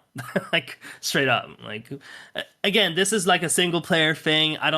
There wasn't online multiplayer in this one. I'm pretty sure it was just like local multiplayer you could do on OG Xbox. They didn't add multiplayer till Halo 2. And I feel like Halo kind of blew up more with 2 and definitely 3. 3 was like the peak for Halo. So, but, you know, oddly, 3 ended up feeling like, you know, the romp, you know, like I remember the ending of 3 and you're like on the warthog and like literally just shit exploding and you're just driving while the planet's exploding. I'm like, wow, it's got schlocky real quick. I felt like, yeah, I guess maybe I'm probably blending a little bit of 2 and 1 in my mind, to be honest, in my brain. Yeah. Because they felt they're direct continuation type of games. So right. And again, like it's cool to have a single player first person shooter. It's not really a thing I played a lot ever. Like if I was playing shooters, I was playing multiplayer shooters, such as Counter-Strike or Call of Duty. But so far, I'm just a little puzzled why it blew up in the way it did, but maybe I'll feel different when I get deeper into it. I feel like all the ideas that they had were really like solidified in like a Gears of War, like that, you know, man versus alien. But Halo is not as gritty. Like Gears of War was like the gritty one. Definitely, yeah. But like Halo and Gears were like they're standout shooters for me. You know, far as they were different than all of the other ones, and they kind of like playing. You know, Resident Evil 4 feels good even though it's a tank controlled shooter. Right. I feel like the games were designed just right or something. You know what I mean? Where like however the mechanics were working, everything felt balanced enough. Yeah, I just that's just like feel stuff. they modernized the controls here as well. So like when I picked up the controller, it felt everything was mapped like a Call of Duty game here, 100%. Good. So he had to immediately swap to like the classic layout because he played. Oh, he's that guy. Yeah, he's like, dude, he pulled out his arcade stick. He was like, dude, every time he played a campaign before, like 3 to 4 times before, so he knows everything about these fucking games. Like he's not fucking around. But instantly was like, dude, these controls are just that's not Halo, that's Call of Duty. I'm like, I'm not gonna swap, dude. Like, it's just, I'm gonna play. I'm gonna play the game like a Call of Halo 3 or whatever. It's fine. Yeah, like come on. I'm not gonna fucking swap to have. He had like melee on circle. I'm like, I don't know. I'm just gonna click in my stick like a normal human and carry on. So I don't know. Okay, well, I mean, it sounds like so far. What's your current rating? 4 hours in. I think I'm too early. I think I need to play more. You got nothing. You don't even have a a lukewarm. Lukewarm is like a 3. Okay, yeah. I don't think it's like this is not like one of the best remakes I've ever seen by any stretch of imagination. Like, it's cool that it exists. I'm super happy it exists on PlayStation, so I can finally play a Halo game. I don't know. I'm not the best person to ask. I'm gonna ask him if he wants to share his thoughts next week. We'll see if that happens. I think that absolutely. His perspective will be definitely more educated and knowledgeable than mine. I'm just coming into this game like, hey, this is a remake of a franchise that I've always heard about. It's the best Xbox franchise. Everyone loved it. And, today, it's okay. Like, it's not terrible by any means. I'm having fun. I think Legendary Mode might be a bit much for first playthrough. I could see that. Maybe that kind of skews my perspective a little bit because holy shit, the time to die is so quick. I gotta be honest, I think we only played on like heroic. Yeah, maybe that should be the play. So I don't know so far. Yeah. Admittedly, I don't think I did true like challenge mode runs until we started playing, and that was always your thing. We would, as soon as we got into a game, we'd always put it on the hardest difficulty available at the time. Including like we played that one Tales of game where you couldn't change the difficulty until like 30 hours into the game, and then we did. Yeah, we had to. But boy, that you'll learn a lot about a game. You'll know exactly how balanced the game is if you played on Legendary or whatever. Definitely, yeah. You'll know every fault in the design. Yep. Everything becomes very apparent very quickly. Yep. Like, oh, poison doesn't work, does it? Oh. Okay. Yeah, when it's life or death and things are that tight, and you're like, okay, that's a one shot. Okay, this move is unblockable. Like shit that you would never even realize if it weren't killing you in one hit. All right, yeah, so okay, that's Halo. I guess. All right, talk to me about Octopath Traveler. That's that's not a new game. It's a tactics, right? It's not a tactics. It's more like. It feels more like old school Final Fantasy games, like 1 through 6, let's call it. 1 through 5, maybe. 2.5D. This game came out a couple years ago. It's not a new release. I just no, but it's free right now, right? I'm not sure. Okay, but it's about from 2018, 2019. It's one of the first ones that Square Enix did with the 2.5D style. This one, there's a couple of these games now. There's a sequel to it, and there's Octopath Zero, which is the newest one. And apparently the mechanics kind of change between the games. They get more or less intense, depending who you ask. In this one, I feel like the game is a little bit too simple for my liking so far, but I am not super far in. Again, I got maybe, 6-7 hours so far. This is turn-based, right? It is turn-based, yes. But it is not tactics, right? So there's no like movement element at all. It's a 2D screen and you do your shit. Got it. And the game mostly revolves around enemies having hidden weaknesses, kind of like Persona, maybe. Ever heard of that? No. And you perhaps want to hit their weakness to break their shields to stun them for one turn, and they do lose a turn when that happens. it's not exactly like Persona, whereas it's like, necessarily ice or water or something like elemental damage. It's more like, hey, this guy is weak to slash damage, or I was stuff gonna like say, that. is it slash strike? It's stuff like that. It's like ranged piercing, maybe. It's not super complicated. It's pretty straightforward on the first glance. When you start a game, you pick one of the there's 8 characters 8, right? in the Octopath Traveler. Yeah. And you can choose any one of them to start with. I don't think it really matters who you choose to go with. Is this a converging story path type of deal? Well, you pick up all the other characters on the map as you play for the game, right? So you see their like beginning chapters, like prequel story when you get to them. So that's what I'm saying. It doesn't really matter where you start, because by the time you, I assume, finish the game, you have all of them anyway, right? So, and you see all their stories irrelevant of where you start. So I started with a chick. She's like a cleric. And maybe that was a mistake. Yeah, I could see that. Her beginning story was pretty lame. She's all healing stuff. I don't know. She's not great. Not a lot of offensive potential. And it's the only character you have until you make your way to the next one. So I mean, she has like holy light damage spells, but yeah.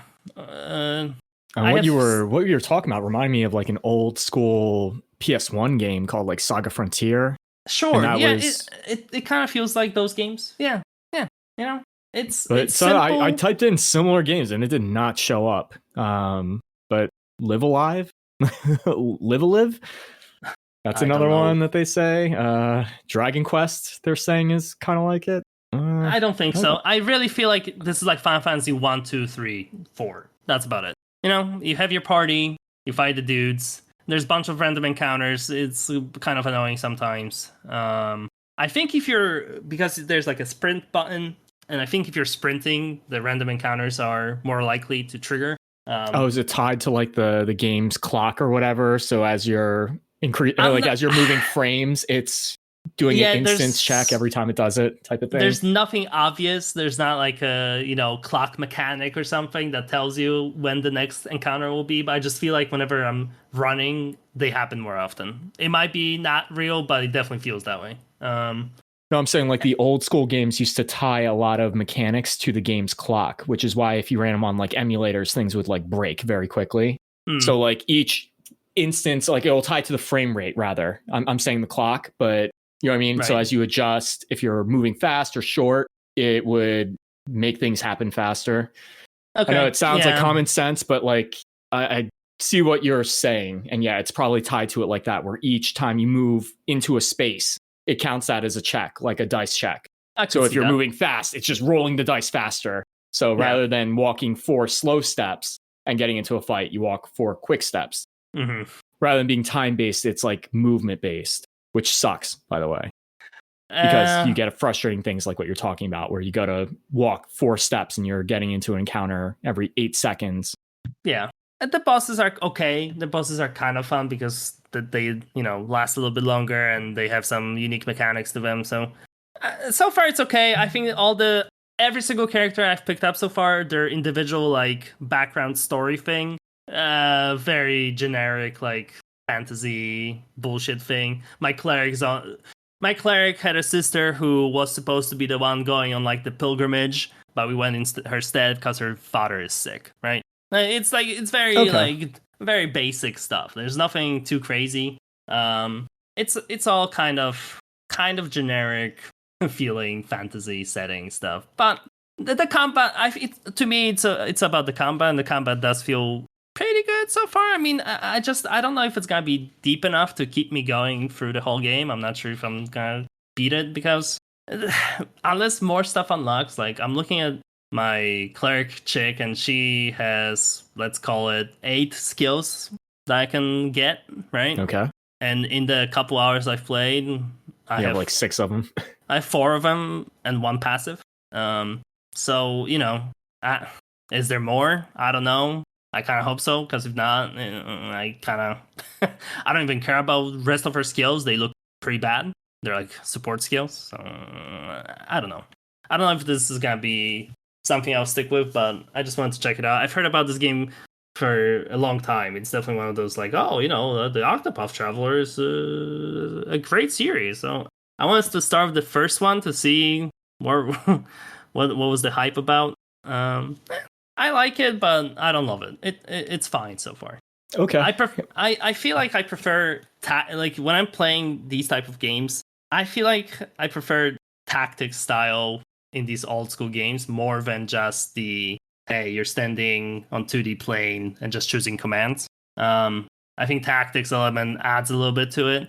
And this game does have like the JP system, like you get like some job points, but I don't know if you can change individual characters' jobs ever. I think they're just used to unlock the skills from what I'm seeing.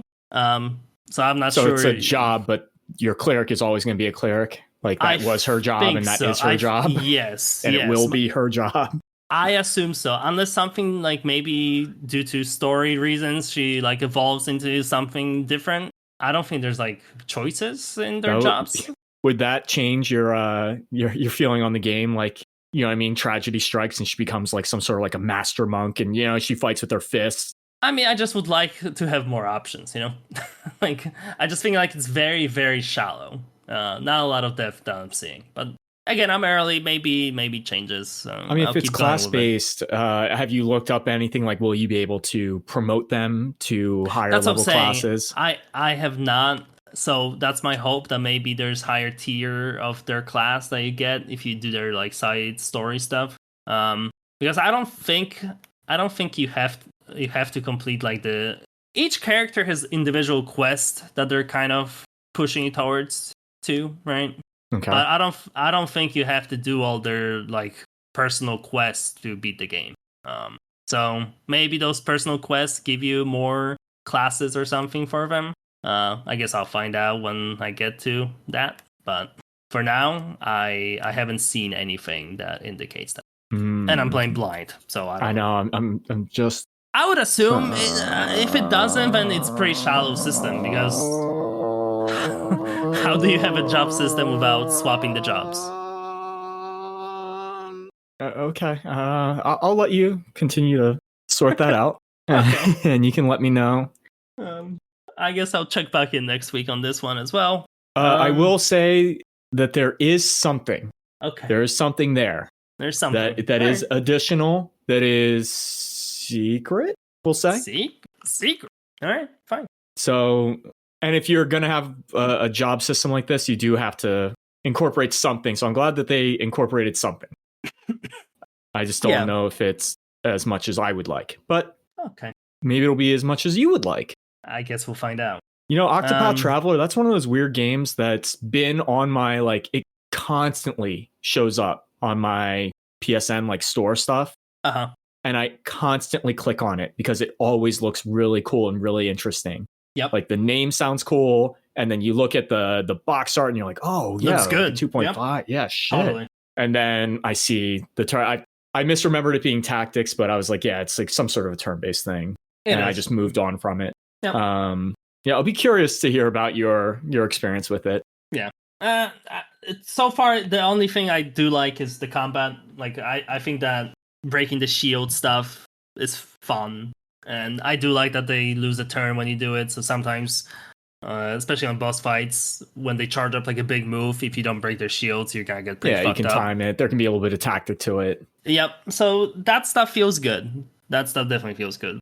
But like the characters are pretty lame so far. Their individual stories do pretty much nothing for me. I have like a thief guy.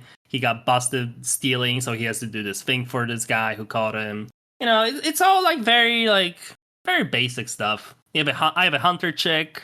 Her like master went to slay some beast and never came back, so she's looking for him and the beast. She's on the quest. Okay, yeah, generic.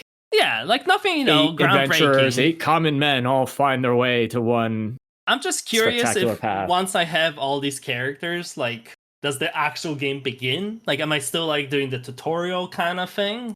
I don't know, but we'll see. Like, I don't know what's like the main story, because so far I haven't seen anything that's like, hey, this is like the overarching thing that you're trying to stop. Like, I haven't seen anything like that. It's literally the game starts with whoever you pick, and you see her like quest, and then you pick up more dudes, you see their quests, but there's no like big baddie so far. So I don't know. We'll see. Here's a question. What's so there I'm looking at the 8 classes and most of them make sense to me, right? Like warrior, I wonder what he fights with. Cleric, I wonder what they do. There are 3 that I need a little bit of expansion on. You may not be able to do this for me yet. Dancer. Don't have her. Merchant. Don't have a merchant either. Apothecary. Nope. Okay. So you have your homework. Yeah, I saw all of those in the character screen. Like, I don't know. Let me just go with this cleric. And the cleric was kind of false advertisement. I thought she's gotta be more offensive cleric, not just healing cleric. It's fine. I assume the cleric and the dancer are going to be like, the dancer will have like charm mechanics and maybe like a heal dance or something or some sort of haste. The cleric would be like HP restoration. Merchant. Maybe he is all about like using items. Apothecary would be that I assume that they fight with like potions and shit. Throwing items at the enemies. Right. So what the fuck does a merchant do? Maybe a merchant fights with. You can't recruit anything, right? So so the one thing I didn't mention, each character is like a world gimmick. Like on the map, when you're running around, you can do some gimmicks with characters. So the coolest part about cleric, thank you for bringing that up. The coolest part about cleric, she has one gimmick. When you're in the town, you can potentially, it's not every character, but most dudes in towns you can talk to and recruit them to your party. And then she has a summon attack that summons the dude that you recruited. And you don't directly control what they do once you summon them, but they do stay for, I think it's like either turn-based or fight-based. So maybe you get like 5 fights out of them, maybe you get like 10 turns out of them, something like that, right? And so if you summon them, they'll go into the next battle. Like if you summon them in one encounter and then you finish that encounter and they're still out, they'll reappear in the next one? No, you have to resummon in the next fight. But the counter that they have, like the turn counter or like the fight counter, goes down. So that's her gimmick. So I didn't know that at the beginning. So I got to like the boss of her story. I'm like, dude, this is really fucking intense. I'm like having to heal myself over and over again. I had to use items. I'm like, holy shit, like what's happening? And after that, I realized her gimmick. I was supposed to have like a fucking helper with me. You're supposed to have an army. I was supposed to have someone who can, do some damage while I'm healing, because they take their turn. They don't impact your turn once you summon them, right? They just kind of do their own thing. But I didn't know that's a thing until I realized that after beating the boss on hard with no help. And they all have something like that.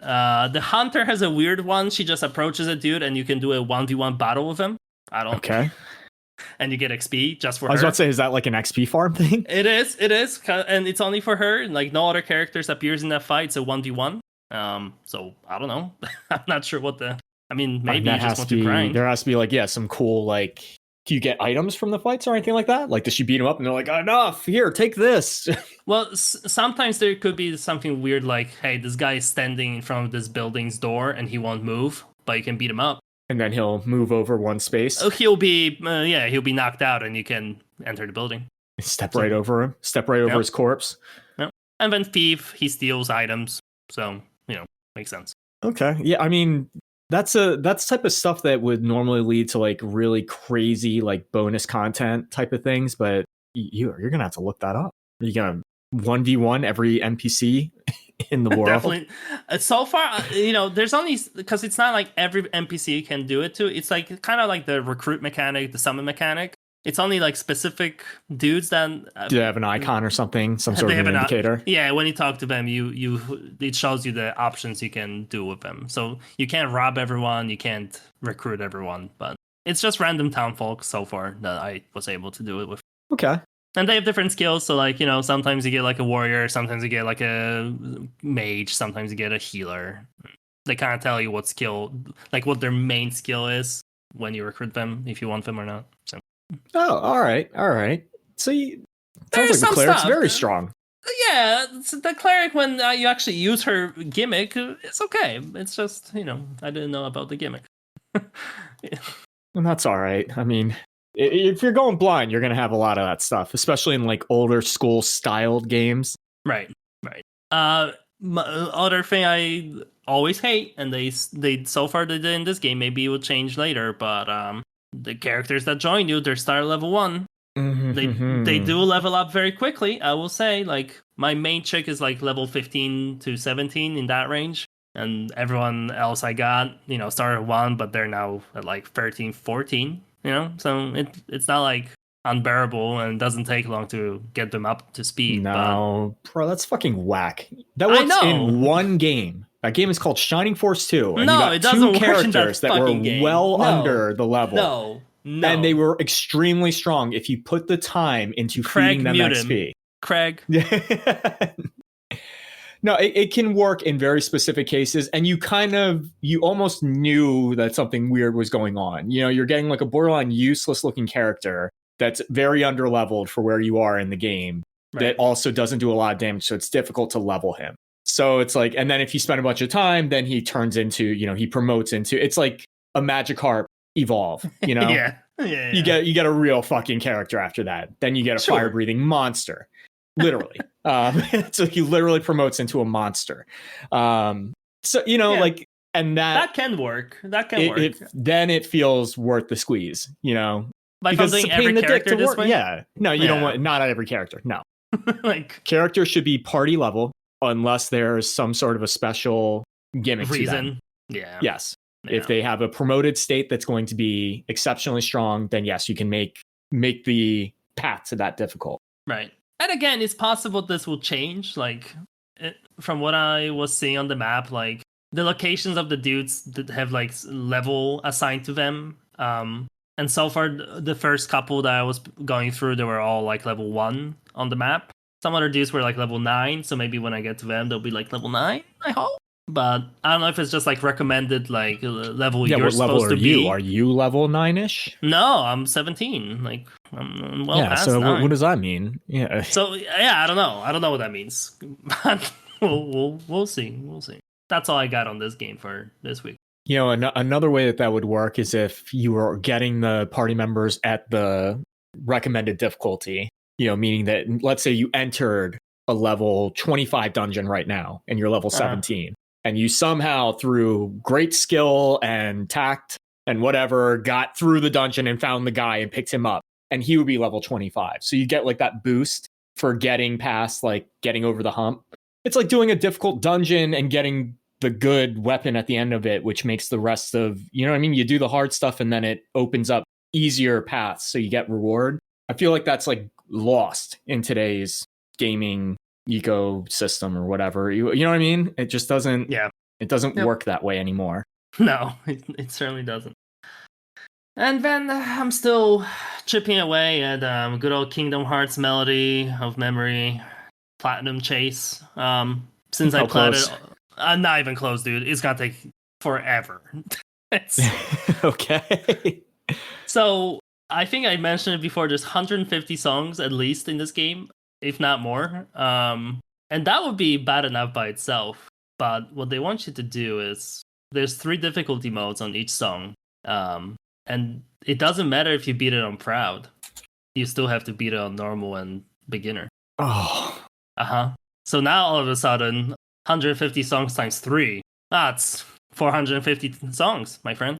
That's too many songs. And beginner and normal is extremely brain dead easy. Like, you don't really fail those.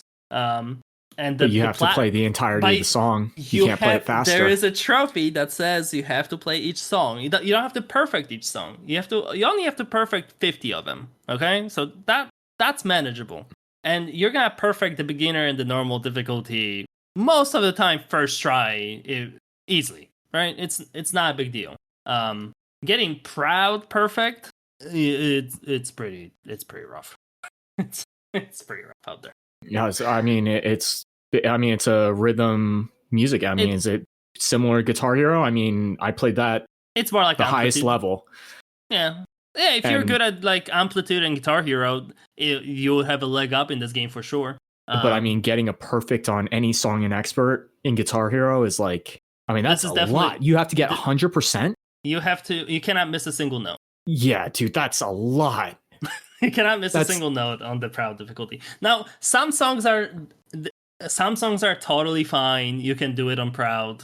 Not so bad, right? But I'm running out of these easy songs. Right. I mean, and same with Guitar Hero. Yeah, if you do the first set list or whatever, on expert, you can get, 85% on your first try, but like getting 100%, you'll get a lot of 98s and 99s. But you sure do.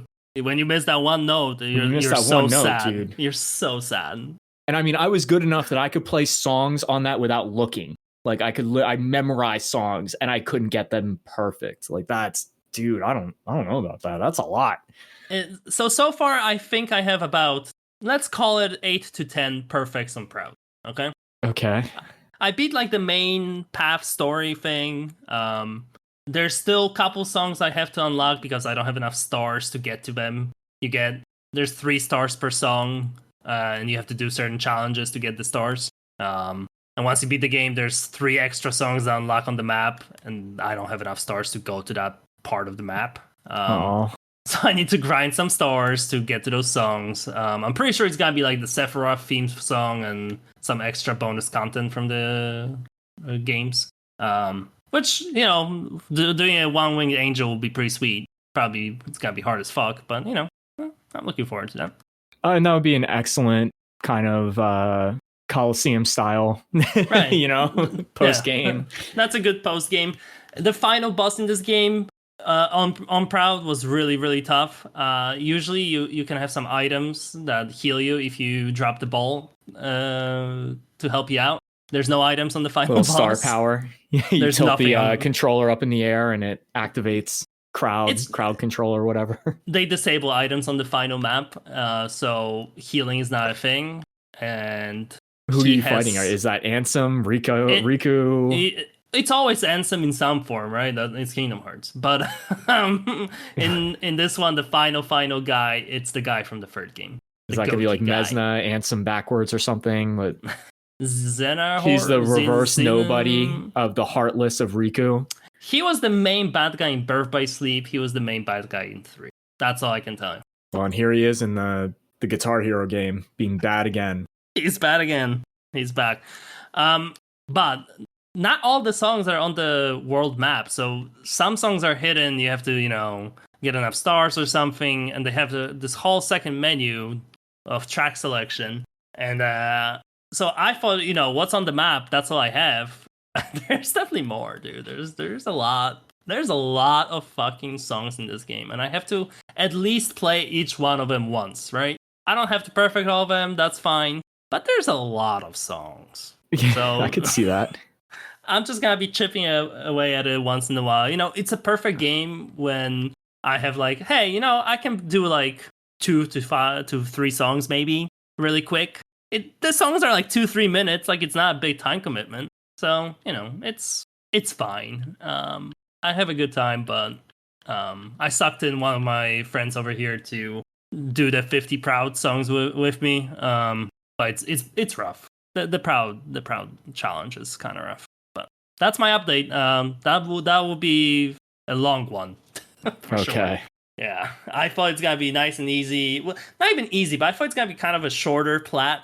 And the more I do, the more I'm like, wow, you guys. I love that. It sounds like the Kingdom Hearts spin-off karaoke game or whatever, and you're like, oh, okay, it's one of those. So the trophies are gonna be like, complete the game, unlock all the special interactions with all the characters or whatever. Instead, it's like complete the entire game on perfect on the hardest mode, and that'll get you a gold trophy. I wish it would have stacked. Like if I beat it on proud, just give it to me on normal and beginner. Like just don't fucking waste my time. Obviously, if I can do it on proud, I can do it on normal and beginner. Like just we're wasting time here. You remember when we played Resident Evil Revelations 2 Mercenaries mode, and we had to complete each stage on each difficulty, 1 through 5 stars, and there were 100. How many stages were there? It's like 140. No, how many was it? No. It was about 100, right? Like realistically, 5 times. Yeah, I could see it. Hang on, I'll check it. That might have been the longest experience I've ever had doing something like that, and the entire time thinking, why is it like this? 150 to 200 individual missions in raid mode. Yes. And you had to beat them on all the. Well, I guess we didn't have to do any of it because there wasn't even tied to a trophy. That was the best. The best thing was finish the last mission. You get nothing. Nothing. You get dropped right back at the menu, and you're just looking at an entire screen full of stars. Your life went by. You're sad and old, and you still have 100 missions to go. Yeah. So that might be the same here. Oh, I mean, listen, you're lucky here. At least Sora's not going to age out of it or whatever. Remember, we had characters that we couldn't use because they were too strong. That's true. I don't know why they decided. They also like added like just Disney songs sometimes. Like there's Lion King opening song in this game. I'm like, that's not in any of the Kingdom Hearts game. I don't think. Like I'm trying to think like in what world would it possibly be? Because it's not in the Lion King worlds. I know. I was about to say the Pride Lands. I mean, maybe during the first time that you go there in the original game. I don't think so, man. I really don't think so. There's a couple songs in here. I'm like, I don't know why that's in here.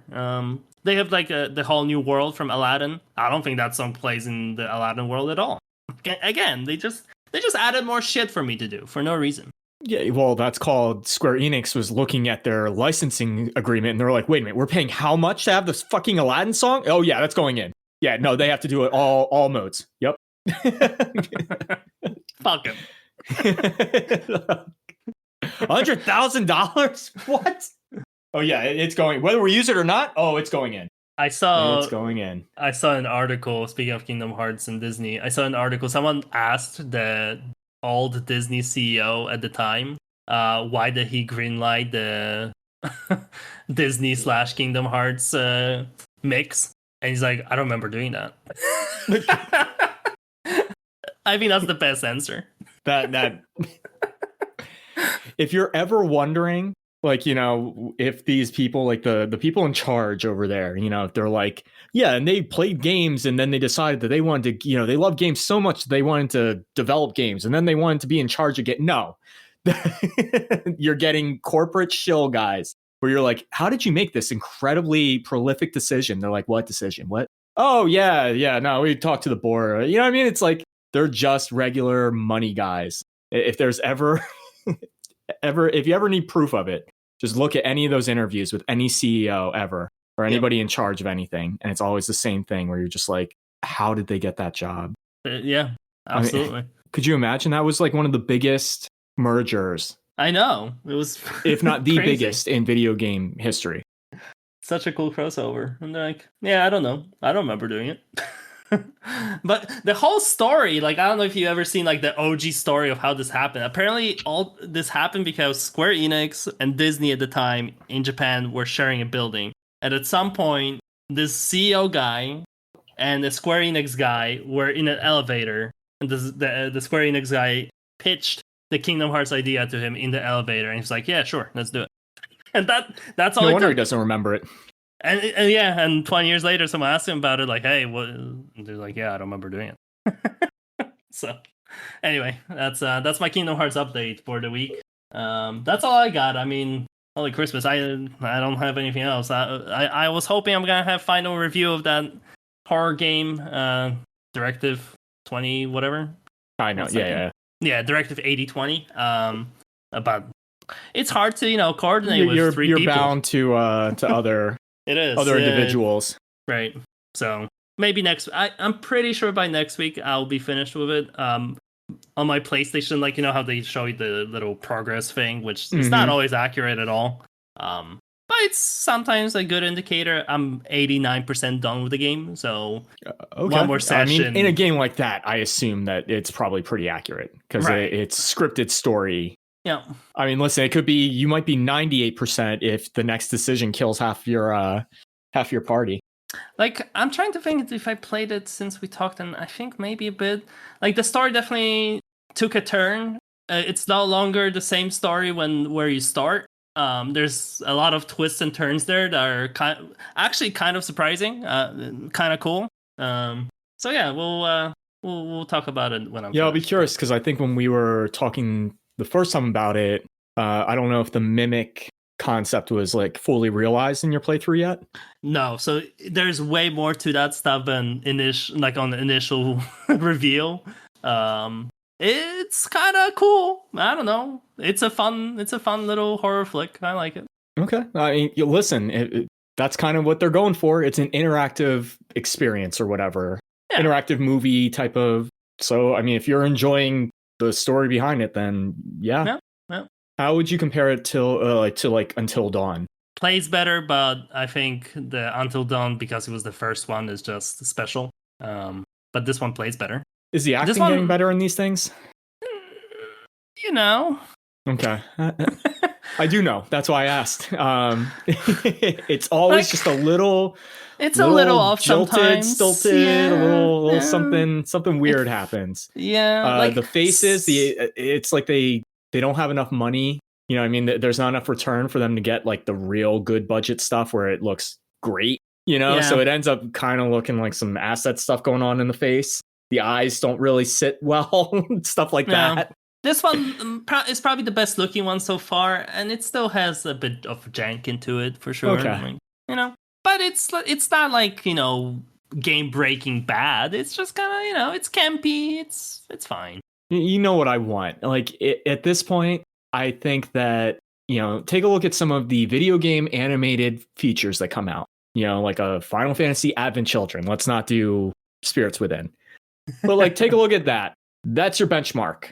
It needs to look kind of like that. It should play out kind of like a movie. I shouldn't be like pulled out of it all the time because, you know what I mean? It's if you're diminishing that part of the experience to try to create the interactive part, then don't do that, is what I would say.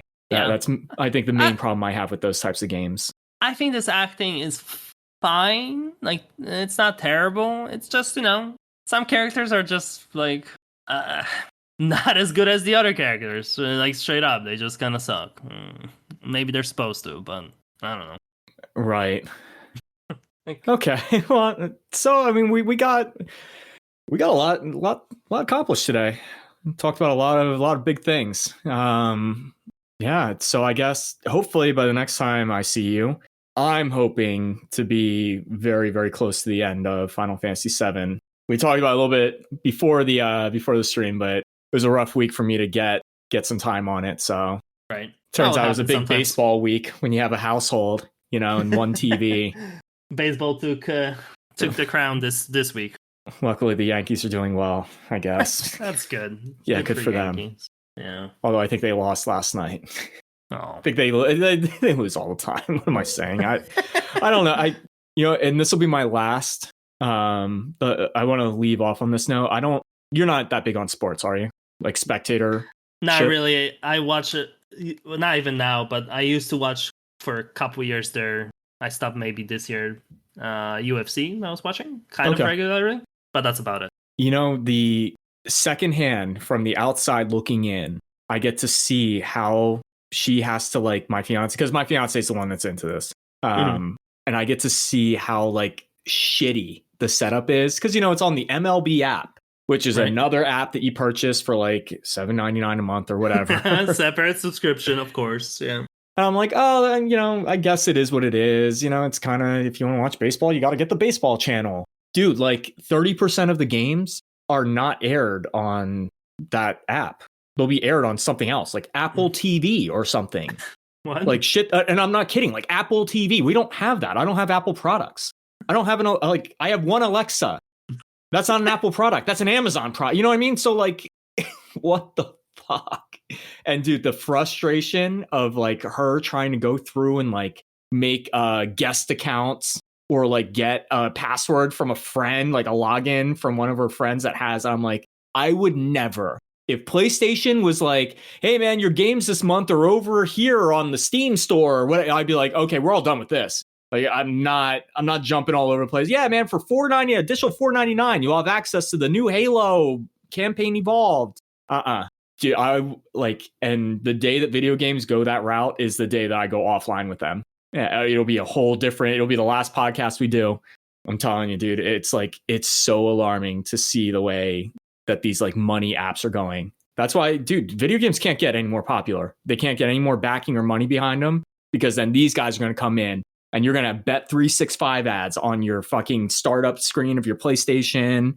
Yeah, absolutely. I'm shocked it hasn't happened yet, to be honest. You know, I was thinking for pricing things, and I've been thinking this for like now 3 weeks because we talked about, I think it was 3 weeks ago that we talked about pricing for the PS6. And, you know, I was like, it's got to be under 1,000. You're like, there's no way. There's no way. And the more I think about it, there's no way it can be. Yeah, no. Unless they start incorporating some sponsors into. Could you imagine? Like every hour of gameplay, you get a little timer. You know what I mean? You get like a little timer leading up to it. 30 seconds. Hey, in 30 seconds, you're going to get your break. And whatever you're doing, the game stops, pulls you out of the app, and shows you a commercial for TGI Fridays. Not even related to gaming. And then boom, you're back. EA used to do a lot of like in-game commercials that were trying to push that stuff. They had in like the racing games. You could do it in a sports game where they're going to have things that would make sense in the game field of play. You know, if you're showing a hockey rink, you're going to have whatever signage on the all around it. It's not going to be a blank hockey rink. Yeah. So it looks real, you know. And also while you're at it, maybe make sure that Geico is showing in their, their money, right, or whoever they have on that billboard. Yeah, so I'm pretty sure EA kind of is testing out having like dynamic ads in their games. It can only work in a sports game like that, though. Like I said, because it would be natural to the experience that you have in real life. You can't do that in Final Fantasy VII. No, but you could do it in like The Sims. Can you do it in Halo? I mean, it would be kind of weird if you have like fucking Coca-Cola sticker on your guns, but you know, you could. Yeah, on the side of a warthog. Yeah, it's red and white. It's got the colors. Yeah, I mean, you could if you really hate games. You could, but it's EA. Yeah, they will do it. I just anybody who will listen. I complain about this because I think it's absolute bullshit.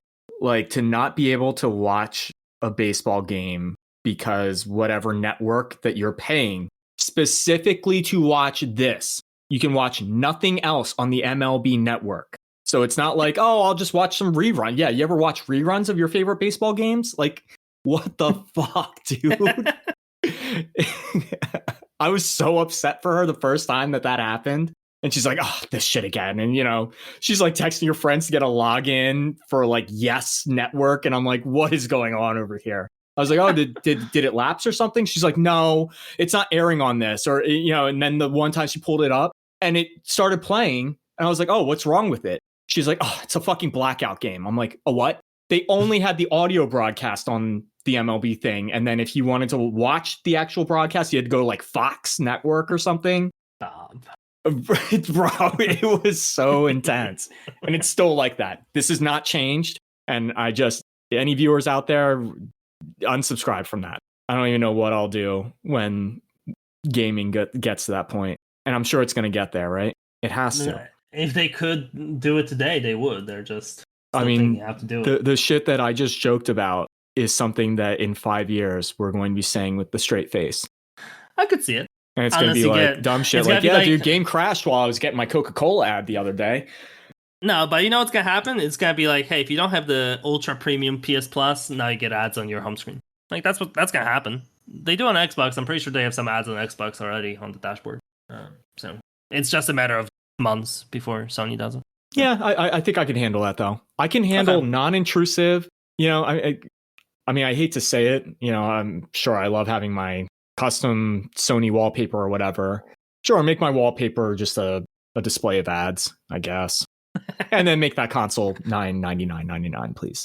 Okay. Can they cover that? You know what I mean? Like, what sponsor do they have to get on the home screen to get the funds to get that price to $9.99.99? Some AI bullshit. No, they would have to be dumping money to the AI guys. Aren't sponsoring anything. They're are you out of your mind? They don't have money. They're out of money. They're like, hey. Right. It's gonna be Bet365. It's got to be gambling. It's got to be gambling. You guys in the US are so far gone with that shit. It's everything. I was watching a lot of the World Cup in the US when I was there, and holy crap! Every commercial is about gambling in some sort of way, or just bullshit prescription drugs. That's it. That's all that's advertised. Yep, literally, those are the only two things. Like prescription drugs that treat like a rare kidney malfunction, or Bet like 365. Or like the weight loss drugs, like Wegovy.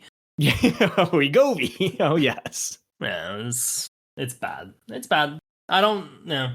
I don't really watch TV here at all. Like, I mostly just watch YouTube shit. But my in-laws definitely enjoy some. They use the YouTube TV, which I didn't even know that's a thing. It's not a thing here. But you guys have YouTube TV where you can stream normal channels through it. It's been a thing. It's been starting to show up on my premium YouTube stuff, where I'm getting like movies that are out right now. Like I got not the Odyssey, but I got a different Mortal Kombat or something. Something that just like dropped. But they also have like live channels. Like they could watch live TV through it, and they have the amount of ads you guys get on that shit is like, holy crap! What are you paying for? Like, it's amazing. Yeah, I mean, luckily I have YouTube Red, so I don't do that. Oh, but yeah, the amount of ads on a paid app. Like, on the paid app. Yeah, that's what I'm saying. The paid MLB app. Uh-huh. And the ads are more intense than they were even as a kid watching network television. They had a tier of Netflix with ads.